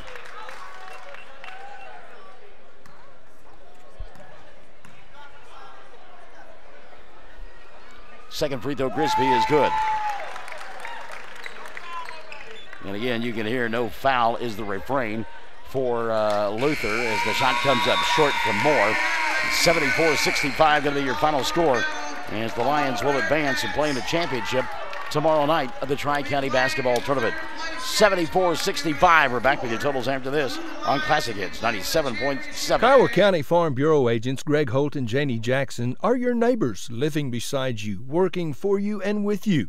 Complete insurance coverage for the automobile, farm, home, life, and personal Go the Extra Mile service is just part of the package. Farm Bureau. Your Kiowa County agents in Hobart, Snyder, and Mountain View are Greg Holt and Janie Jackson. So for great service and great rates, see Greg or Janie at Kiowa County Farm Bureau offices in Hobart, Snyder, and Mountain View. Looking for something special for your Valentine's sweetie this Valentine's Day? I know the perfect place, and they have the sweetest deals in town. It's the Flower Shop on Main in Hobart. Get your orders in early. Angie can make a wonderful gift basket for him or her. She has candies, stuffed animals, snoozy slippers, along with little girl snoozy slippers now too. There's simplified lotions, jewelry, and of course flowers of all kinds. The Flower Shop on Main in Hobart is the perfect place to find the perfect gift for your sweetie this Valentine's Day. Friends, you need to take care of your eyes. Have regular checkups. Make an appointment with Dr. Michael Geiger, Geiger Eye Care in Altus, and now there's a Geiger Eye Care in Frederick. Dr. Michael Geiger and Sons, Seth and Bryce, well, they're good at what they do, so get your eyes checked. Geiger Eye Care, Altus and Frederick, proud to support Southwest Oklahoma youth in sports, in the classroom, in the showroom, whatever. That's Geiger Eye Care, Altus and Frederick, Mike, Seth, and Bryce Geiger, 580-482-1756.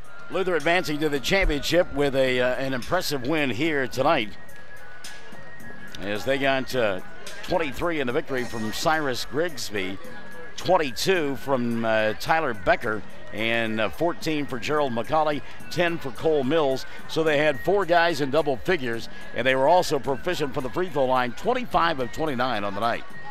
Yeah, and that was the big story for the Luther Lions, because we've talked about in other games, whenever a team doesn't maybe goes 50%, then it gets them out of the ball game. And the only reason why they were up by that many, obviously, is because they were able to capitalize whenever they went to the free throw line. So they win it by a final score of 74-65. On the other side of the ledger, in a losing effort, Jalen Johnson wound up with 27.